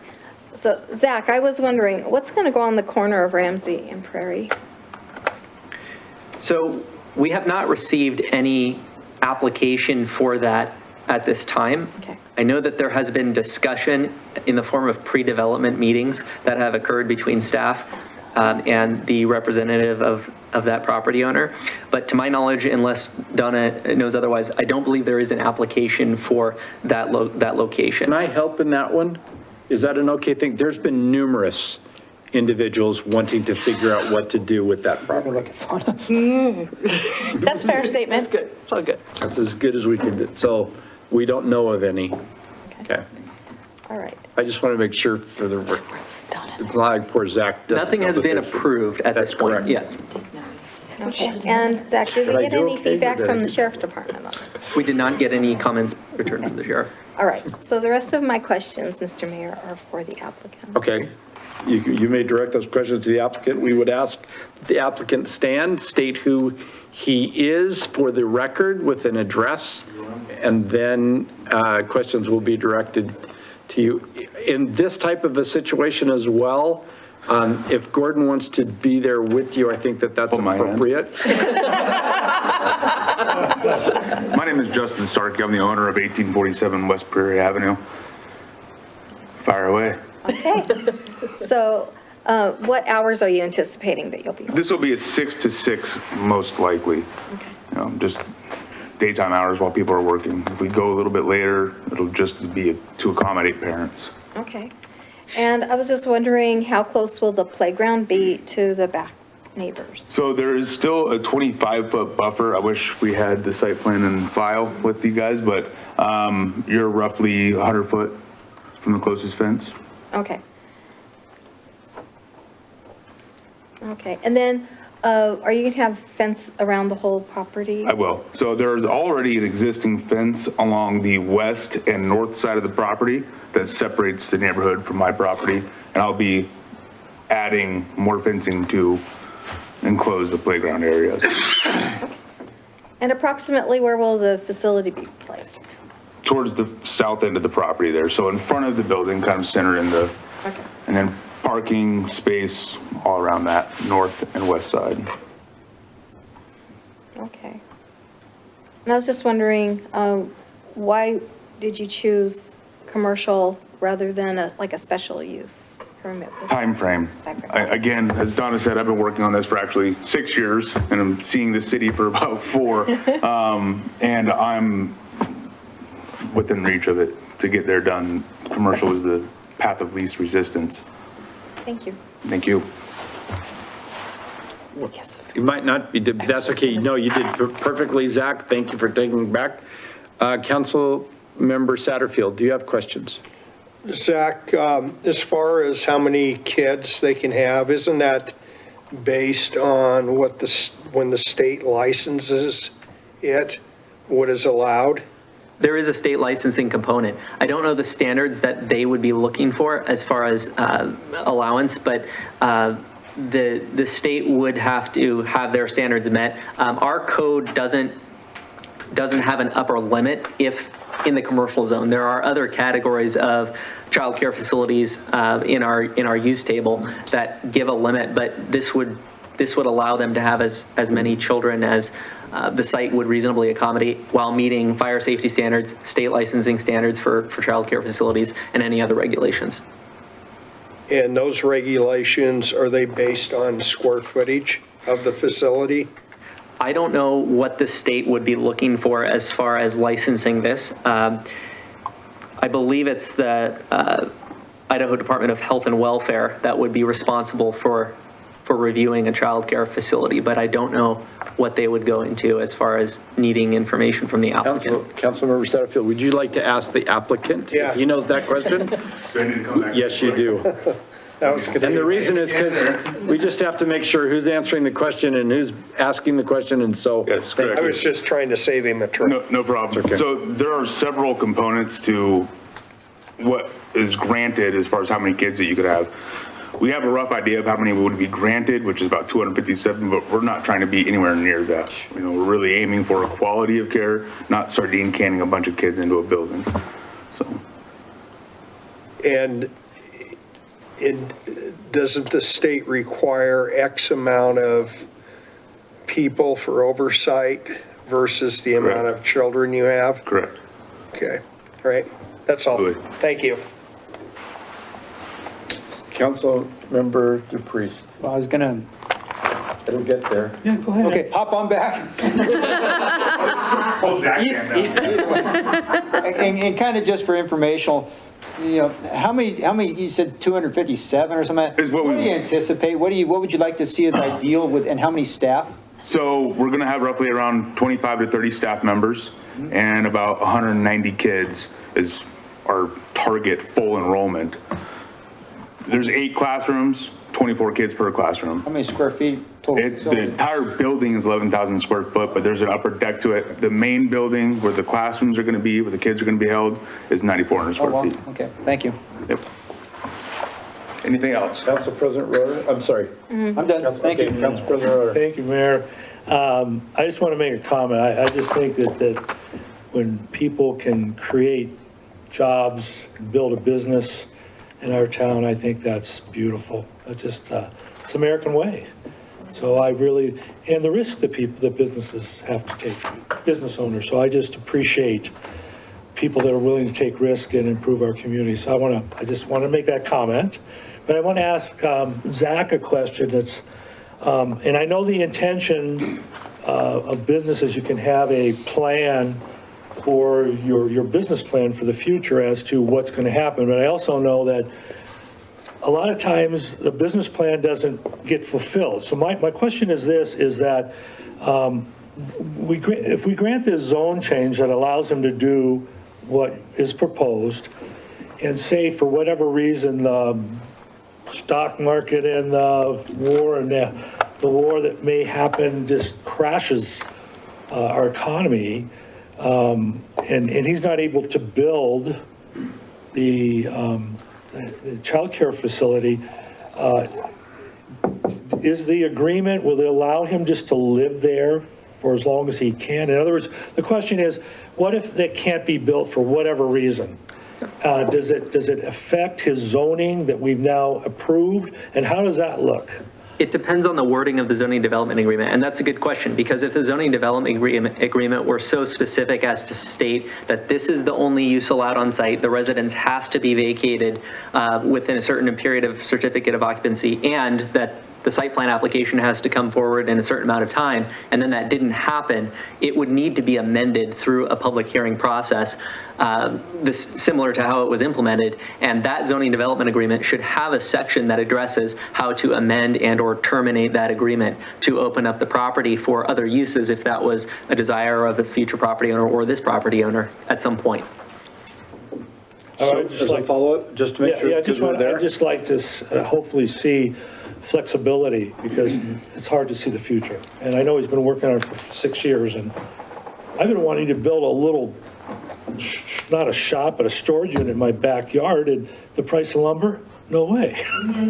You know, so I mean, things change, but to stay on that, because I want to make sure from a public standpoint, council has the opportunity here to be able to specifically identify, based upon the expected use of the property, that if in fact they feel that if nothing happens within 2 years, that could be a limit, and then the applicant would then have to come back to reapply. Is that not an option That is correct. that exists? So that would allow for all of that. Yeah. It would give wanna options make sure to we the have that. applicant and provide some level of oversight, I hate to use that word, but to the property itself, so that it doesn't just get to meander. Thank you. Do you have any other questions? I didn't mean to. I do have one question for Zach, and if you can't answer it, the applicant. We know how many, do we have an age component to the amount of daycare participants? We do not. I would defer to the applicant. Good answer. Thank you. Justin, for the record, that's all that we didn't identify age. Yeah, no problem. So the main building, the new structure that we'll be building will be 2 to 5. And then when we convert the home, within that 2-year period, that will be for infants. Age. An infant could be 6. Anywhere from a month old to 18 months old. That's what, thank you. I wasn't trying to be bad, but just want clarification for the public. Okay. Good, okay, thank you. Any other questions for Zach or the applicant? Yes, I have Councilmember White. Well, just personal experience. I have a daycare center right behind my house too. And I was just wondering about the neighbors, some of their objections about residential neighborhood abutting the property and things like that. I was just wondering if there is anything to be said to address the neighbors' objections. From me, I think that there would be elements of the site plan that would have to occur that would help mitigate some of the concerns of the neighbors. Now, I don't know whether those measures of the landscape input for the fence requirement, the requirement that lighting be downward directed and screened, I don't know if that would be enough to address those concerns, but I do know that, for example, one of the comments that was provided in the written record was a suggestion for a CUP based on concerns that just a general commercial use may be problematic with regard to noise and things like that. And so perhaps with the commercial site plan standards and the zoning development agreement, that might go at least part of the way towards addressing those concerns, because it makes sure that you can't just put any commercial use that might be more disruptive or restrictive to their enjoyment of their property on this site. Any other questions by any member of the council? The next step is for council to deliberate and to either make a recommendation to approve with conditions, or deny the Starkey Comprehensive Plan Future Land Use Map and Zone Map Amendment Request, PZE-21-0242. Mr. Mayor? Yes. Please do those in separate motions. For both? Okay. I didn't know if we can.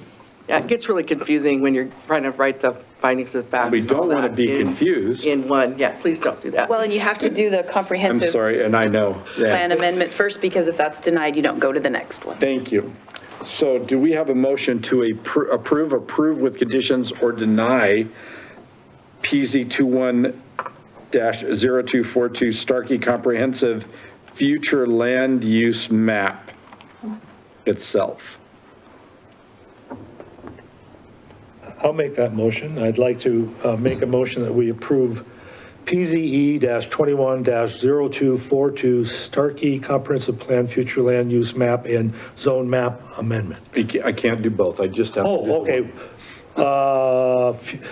I'll do it Just stop again. at map.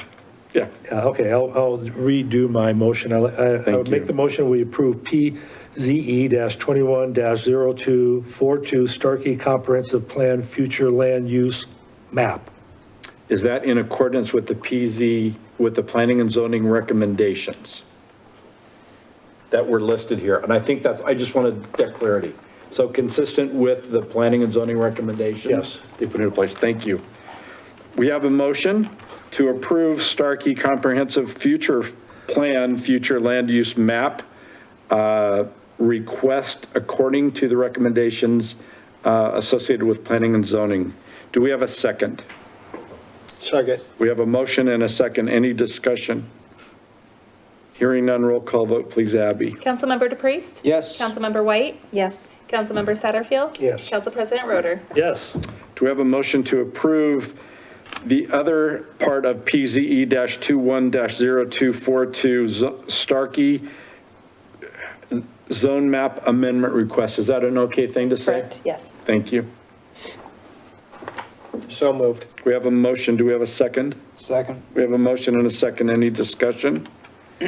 Hearing none, roll call vote, Mr. please, Mayor? Ab. Yep. Before you do roll call, do you want to just approve it to commercial, or do you want to add a zoning development agreement with some conditions? Per the conditions associated with planning and zoning's request, is that a fair way to say it? And then you had mentioned something about a 2-year... I wanted to stay. Yeah.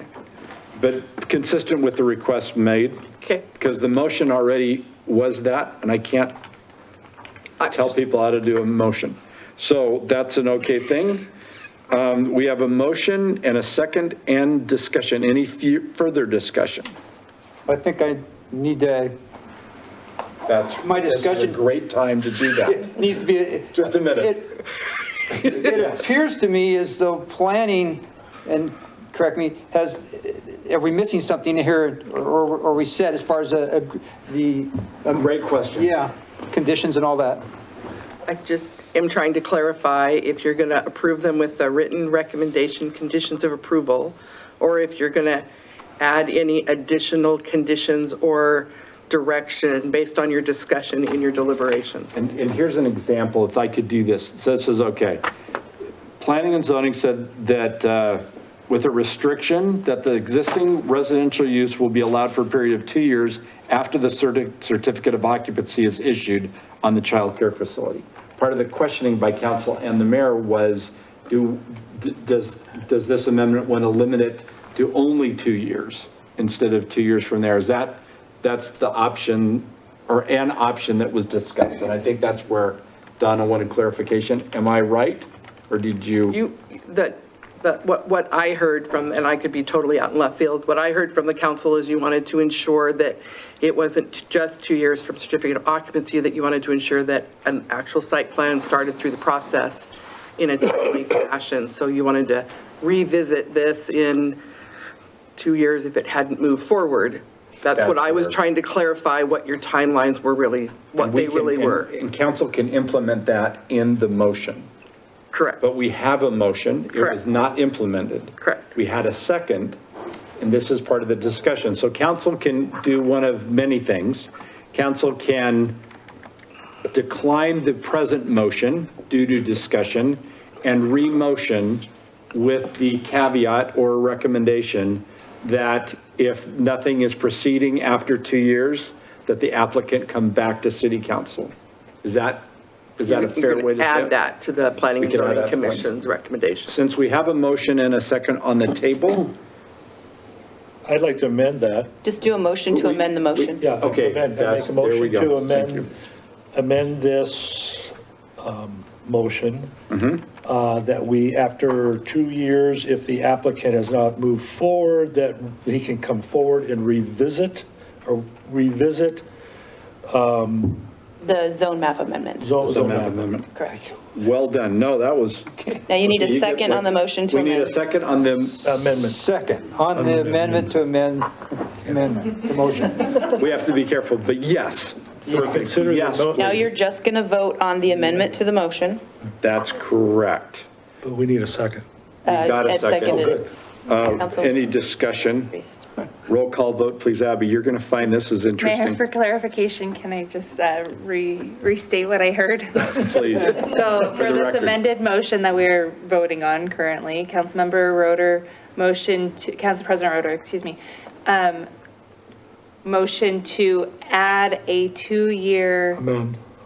timeline to applying for, The zone map amendment is going to be conditioned upon the applicant proceeding with the site plan review within 2 years. And we need to make sure, but that's on the record, but it's okay. within 2 years, okay. Okay. Within, So the only thing you're 2 years voting from on now, today? No, 2 years from approval. from approval. Yes. So what we are voting on now is, The motion to amend the motion. and we've had a motion and a second. Any further discussion? Hearing none, roll call vote, please. Abby? Councilmember White? Yes. Councilmember Satterfield? Yes. Councilmember DePreez? Yes. And Council President Roeder? Yes. Now, what would you like us to say? Now you have an amended motion, and you are going to vote, roll call vote on the newly amended motion. So then that's what, for the record, we voted on allowing an amendment to the motion. Now we are voting on the amended motion. Correct. Thank you. Is that like the And we've already had, kind of, but it's like, it'll be okay in legalese. We've had a motion and a second on the original motion, the amended motion. Yep. Roll call vote, please, Abby. Say that again? You're voting on the amended motion. I Correct. thought that's what we just did. We voted on amending the motion. Yep. Okay, and so now the amended motion Yes. is to approve the Planning and Zoning Commission recommendation for approval with the zoning development agreement and that added condition for site plan review within 2 years from approval. Thank you. Perfect, Well, correct? that was really well done. Wow. You should be city clerk. Oh, I gotta type in minutes. We've had a motion and a And- second and- and discussion. And to that, so I have Councilmember Satterfield that motioned, that first motion. Councilmember DePreez second.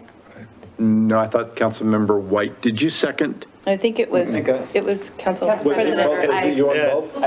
I just want to make sure. I'll second. Okay. Third. No, I'm just kidding. We're fine. No, I don't think I did. I don't, okay. Okay. Roll call vote, please, Abby. Council President Roeder. Yes. Councilmember White. Yes. Councilmember DePreez. Yes. And Councilmember Satterfield. Yes. Great. Thank you.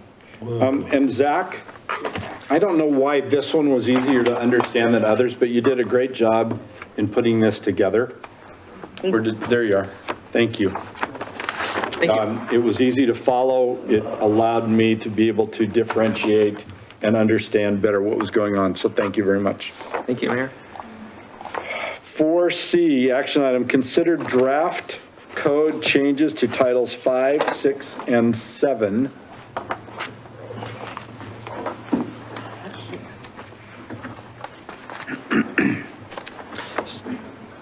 This is really going to be fun. I need a motion to read it's an ordinance. Mayor, It's an ordinance, we're not not, doing an ordinance today. well, It's just it's, discussion It's a discussion. and approval of Thank the you. draft. okay. Do we have any discussion with respect to approval of the proposed draft? Well, it shows it as an action item, so. That's why I did what I did. So do we approve the draft code changes? Since we can't, I mean, why? It's okay. Let me give you just a little background on this. A little, Abby can chime in as well because she helped. But this started with our sheriff's department. Our officers wanted the ability to cite people for under disorderly conduct for loitering and other things that we don't have anything in our code. And so there's 3 different sections here. The first one's the disorderly conduct piece. You all have copies of that? We do. So if you look at that, it talks about if somebody's in violation of this, they'd be guilty of a misdemeanor. So it's occupying, lodging, or sleeping in any motor vehicle, building, structure, or place, whether public or private, without the permission of the owner or person entitled to possession or in control thereof. It goes on and talks about loitering. So we didn't have anything in our code concerning loitering. One of the concerns is there is some case law about citing folks on public property. Specifically. Honeysuckle Beach and parks. Yeah, wherever on public property, like they're sleeping or they're without, they have to basically check and see if there's a shelter. Because I think it was at Boise, I don't know, that we got in trouble over basically removing them, hauling them off to jail when they didn't have anywhere to stay. So we've included, this has been reviewed by the prosecuting attorney in Post Falls to follow the state law in this area. I believe our attorneys here have looked at it as well, or briefly. So the second section is when we started, did you want to add? I just wanted to note one thing, that we did also have our sheriff's deputies, our Hayden deputies, and their sergeant, as well as the current captain over patrol and the sheriff review these changes as well, and they've all responded that they are good with these. So the second part of this came about after the Sheriff's Department proposed basically this loitering piece. And that's, we've had some complaints on a semi parking in a residential area overnight, and then starting the truck in the middle of the night and driving off and having, lots of things. So really, a semi should not be parking in residential areas, and we didn't have anything in the code in relation to parking there. And so you'll see that there's some requirements about moving a vehicle, and there's also some requirements that relate to the weight of a vehicle, 10,000 pounds, so they can be cited there. So this would take care of the issue of people driving loaded semis into a neighborhood and parking. And then the third one, also, while we were cleaning this up, we had an issue that our code didn't define parks broadly enough, and that it didn't, particularly in Honeysuckle Beach, didn't include the parking area. And so when there were issues that were down there, somebody could have, nobody did, but somebody could have argued that it's not correct in the code based on the definition of a park did not include the parking area in Honeysuckle. So we cleaned that piece up as well. So those are the three main areas. Abby actually had been leading the charge on these, and I appreciate her help with that. Has been reviewed by the Sheriff's Department and the attorneys on this, and felt like these were good changes. Can't we just approve it?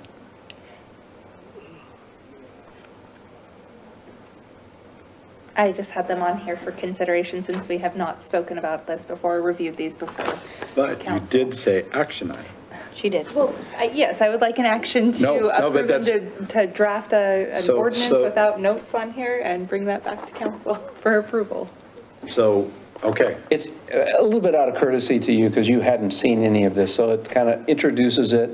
You can have it, we can put it in a formal document and bring it back for approval next time, if you don't have any questions. So can the action item simply say, it looks good, Abby, can you move forward, or do you need? You don't have to take action on it. You can just give me consensus if you'd like. Thank you. Direction. It said action item, you bet.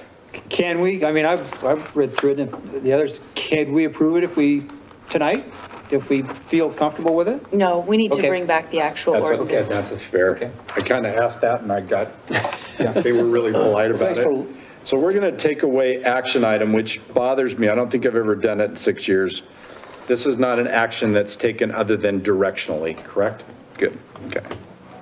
Any other comments from any member of council? Just a question regarding, kind of related to this, and I don't know if we can incorporate it into it, but we're working on Honeysuckle Beach and the issues that surround Honeysuckle Beach, that we have a facilities committee and we've hired a consultant, and we're trying to figure out how to make it safer and a better recreation experience for Honeysuckle Beach users and the boat people.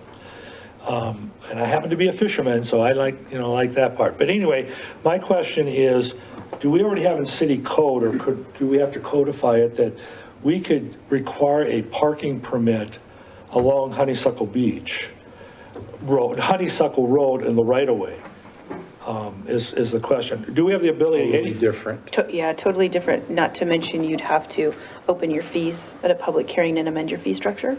The question is, do we have anything in our current code that allows us to collect or charge a a parking permit on city right-of-way? That's the question. I don't believe that. I'm not aware of anything That's my that main allows that, question. yeah. I don't know, that. Yeah, and you're talking about Honeysuckle Road, Yes, yes. not property The owned beach. by the city. Right. That would be county property. We don't on any public rights of way right now. Exactly, okay. Okay, that's my question. Good question. That's okay. Good question, but you can't do it unless you want to buy it. We have to get the county to do that type of thing. Oh, and that'll work well. We can workshop that. We can do that. Let's workshop it tomorrow. No. But we can workshop that. That's a good question. Great. Any further discussion from any members of the council? I have one Please. question for the rest of council. Councilmember Satterfield. Is the rest of council okay with the charges for the violations? And are those set by can we charge whatever we want for a parking violation? Because Abby did a great job with this with the sheriff. Do you want to address that question?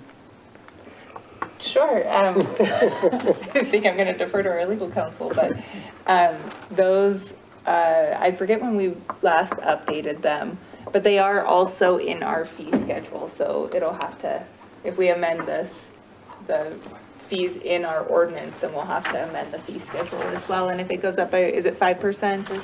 It's 5%. Then we'll have to have a public hearing for that, but. okay, the reason I bring it up is because the comment has been made, what's 20 or 30 bucks, I just soon pay the ticket. So that's why I bring it up.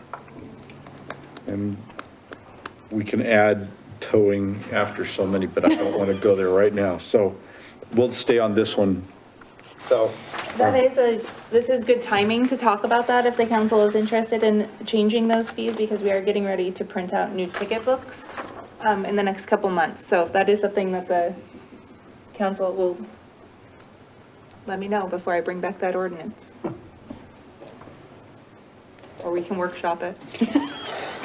So Councilmember Satterfield, is there a number that you would recommend to Abby that can be discussed with respect to,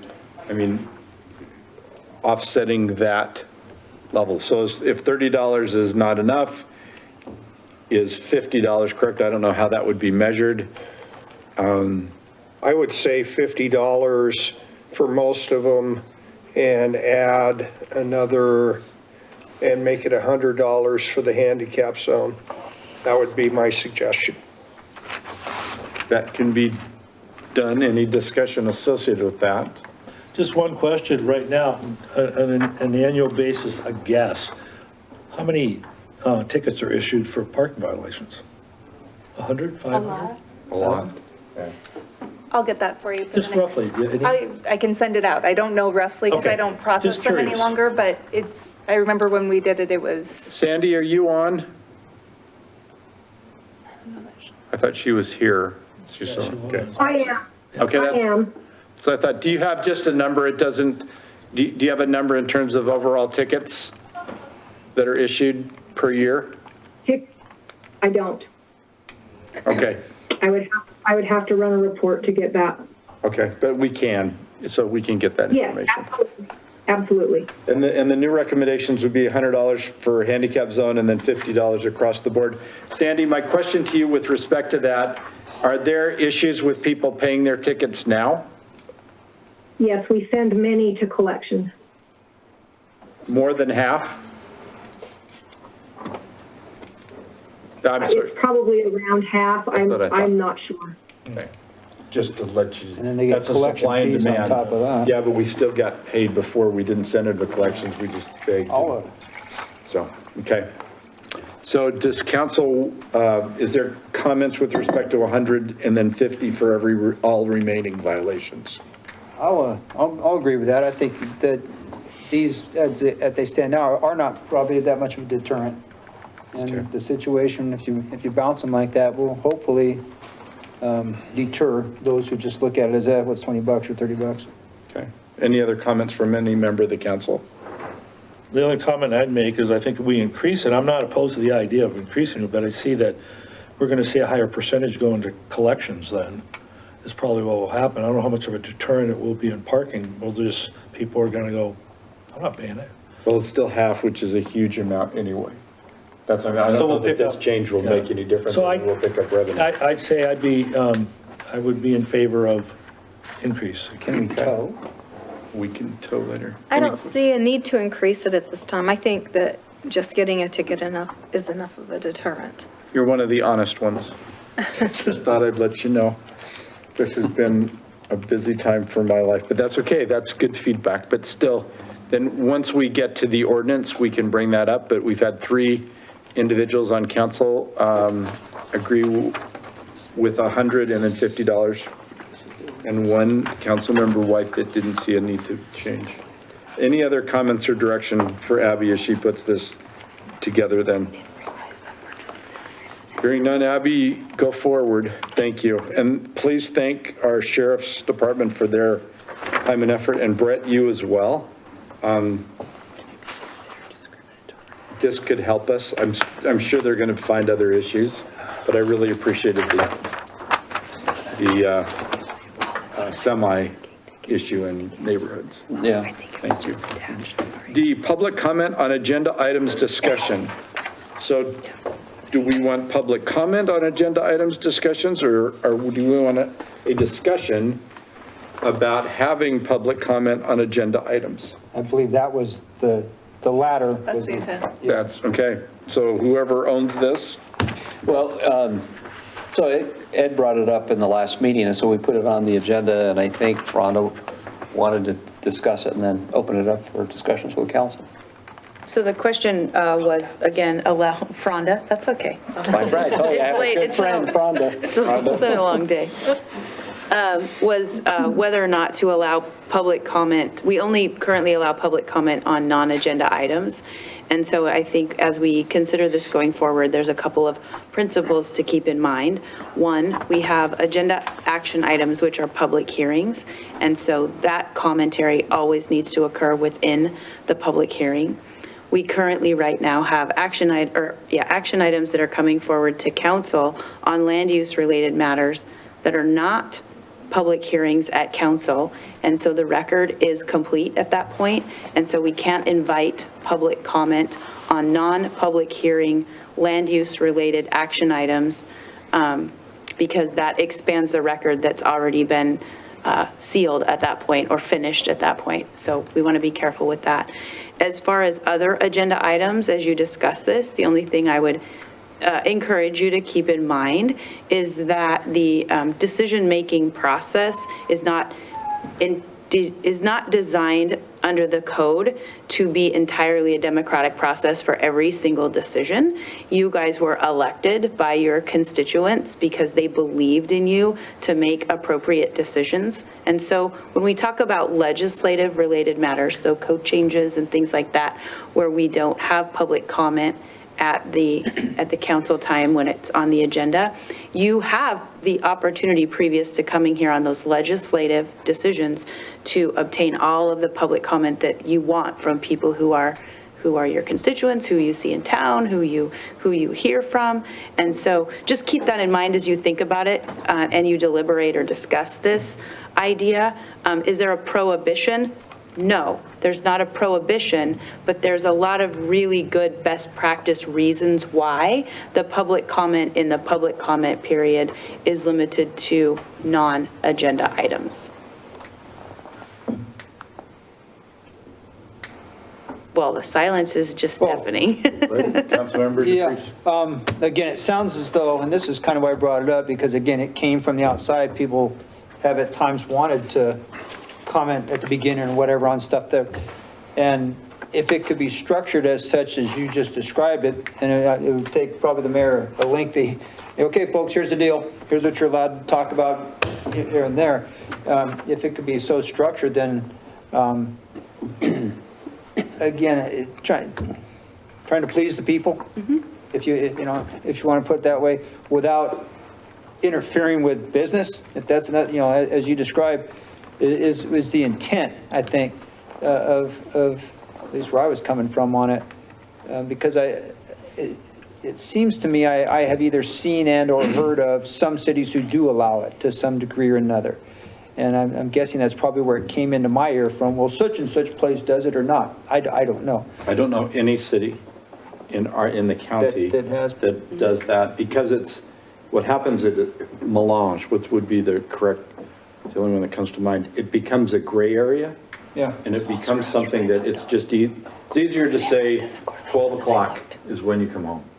You understand? And that's why, there's no other municipality that I know of, even the county, that allows for comments on agenda items. Yeah, I'm by no means married to it. It was something that was just brought up to me, and it's good to have this discussion, and that's why we're having it.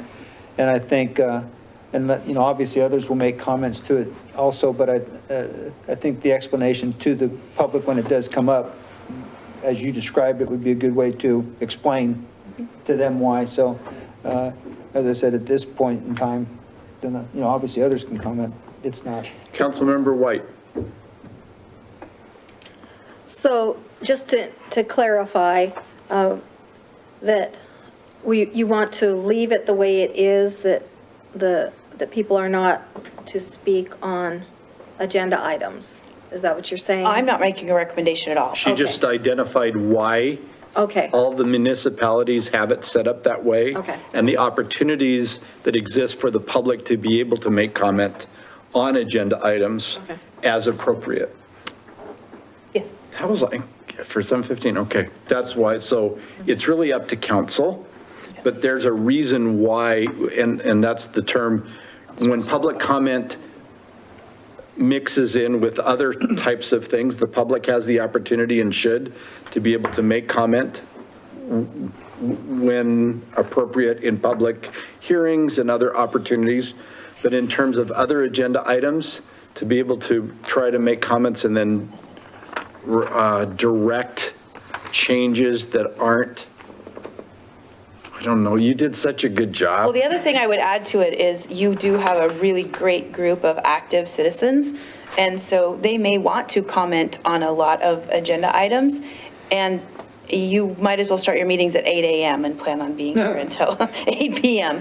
because they are active, which is great, but there are other ways for the public to get their comments to you on a lot of those items, and then you can filter that into your discussions.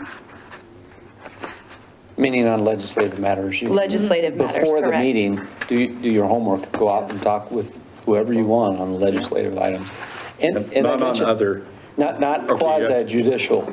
Okay. When you're sitting land as the use. judge, not land use issues. Right. But the other thing is if an item came up too, and I just throw out the deer thing again, you can, if you were discussing, you can open up and ask the public. That's up to the council. Yeah. But I missed, well, you can open it. You could say, we would like to take some public comment on a specific item, and you just At the narrow it to beginning that of the specific. meeting, you could say that? Yeah.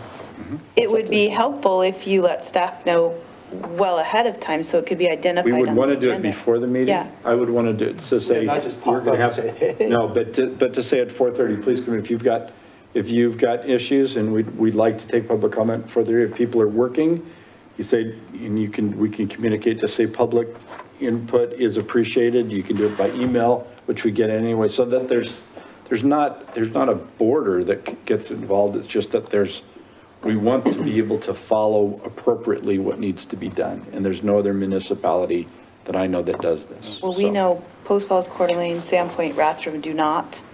Spirit And the Lake county does not. The county does not. I don't know about Spirit Lake or Hutter, the And Kingdom Spirit of Lake Hutter. does not.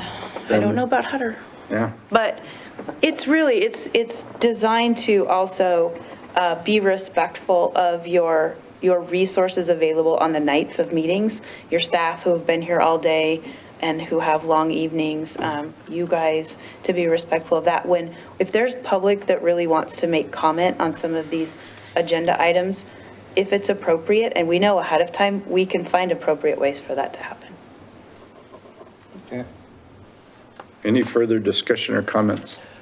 Just with what Fonda said, that would be Council President Roeder? That would only be for legislative issues. Correct. Period. I just Correct. focus in on Period. that, Yes, yeah. yes. I like that idea that if we had whatever really important issue that people wanted to speak to, that we, on a case by case, maybe limited, say, yeah, let's take that. I like that idea. And how I envision that is you let staff know well ahead of time before the meeting, once you know what the agenda is, because we'll need to identify right on the posted agenda, public comment allowed. Allowed. For example, on consent item F or whatever, just identify which item on the agenda it is. Well, consent's an entirely different. Okay. He chose a word, but he wasn't. Identify where on the agenda and what it is. Exactly. Specifically, yeah. Thank you. Oh, question. Yes. So what if we put visitor public comment as agenda item 1 and then have the consent calendar? Could they comment on consent calendar items? He didn't mean to say consent. It just came out, but the answer's, It's all on the agenda. it's all on the agenda. Oh, that's all agenda, okay. Any other comments? Thank you. And I would just also like to just make one more comment, if I may. I would limit that comment period to a time frame, and it is not an opportunity for public commenters to engage in a negotiation or question and answer with council. And there's nothing that exists now. We would be the first ones to be able to identify, and I would limit it by to 2 minutes instead of 5. It just Yeah. doesn't. Yeah. So, okay. Yeah. If in fact it's, and we'll discuss how we wade into that. We need to codify it. Yes, thank you. We're going to move 6 ahead of 5. Do we have a motion to go into executive session? And there's 2 executive sessions. We'll need motions. We'll be in one. We'll go out of one, and then we'll go to another. Yes, Can we just take a quick break, really quick? we can. But I can do a motion to go into executive session and then take a quick break. Okay. Do we have a motion to go into executive session per Idaho Code 74-206, subset 1, subset C, to acquire an interest in real property which is not owned by a public agency? So moved. We have a motion. We don't need a second, correct? No. Do we? For, Oh, to go into executive Yeah. session? Yeah, you need to roll call vote that we second. do. Roll call So vote. we're in good shape. We have a motion. Do we have a second? Second. Yeah, but we don't need Wait. 2 executive, we can can just handle do both issues in the same executive session. For clarification, okay, are you sure? Yes. Okay, so 1/C and 1B. We have a motion to include B, C, and B. Yes. Do we have a second? Second. Any discussion? Roll call vote, please, Abby. Council President Roder? Yes. Councilmember White? Yes. Councilmember DePriest? Yes. And Councilmember Satterfield? Yes. Thank you. We're now in executive session, and if we need to take a moment, Yes. this is a perfect time to do so.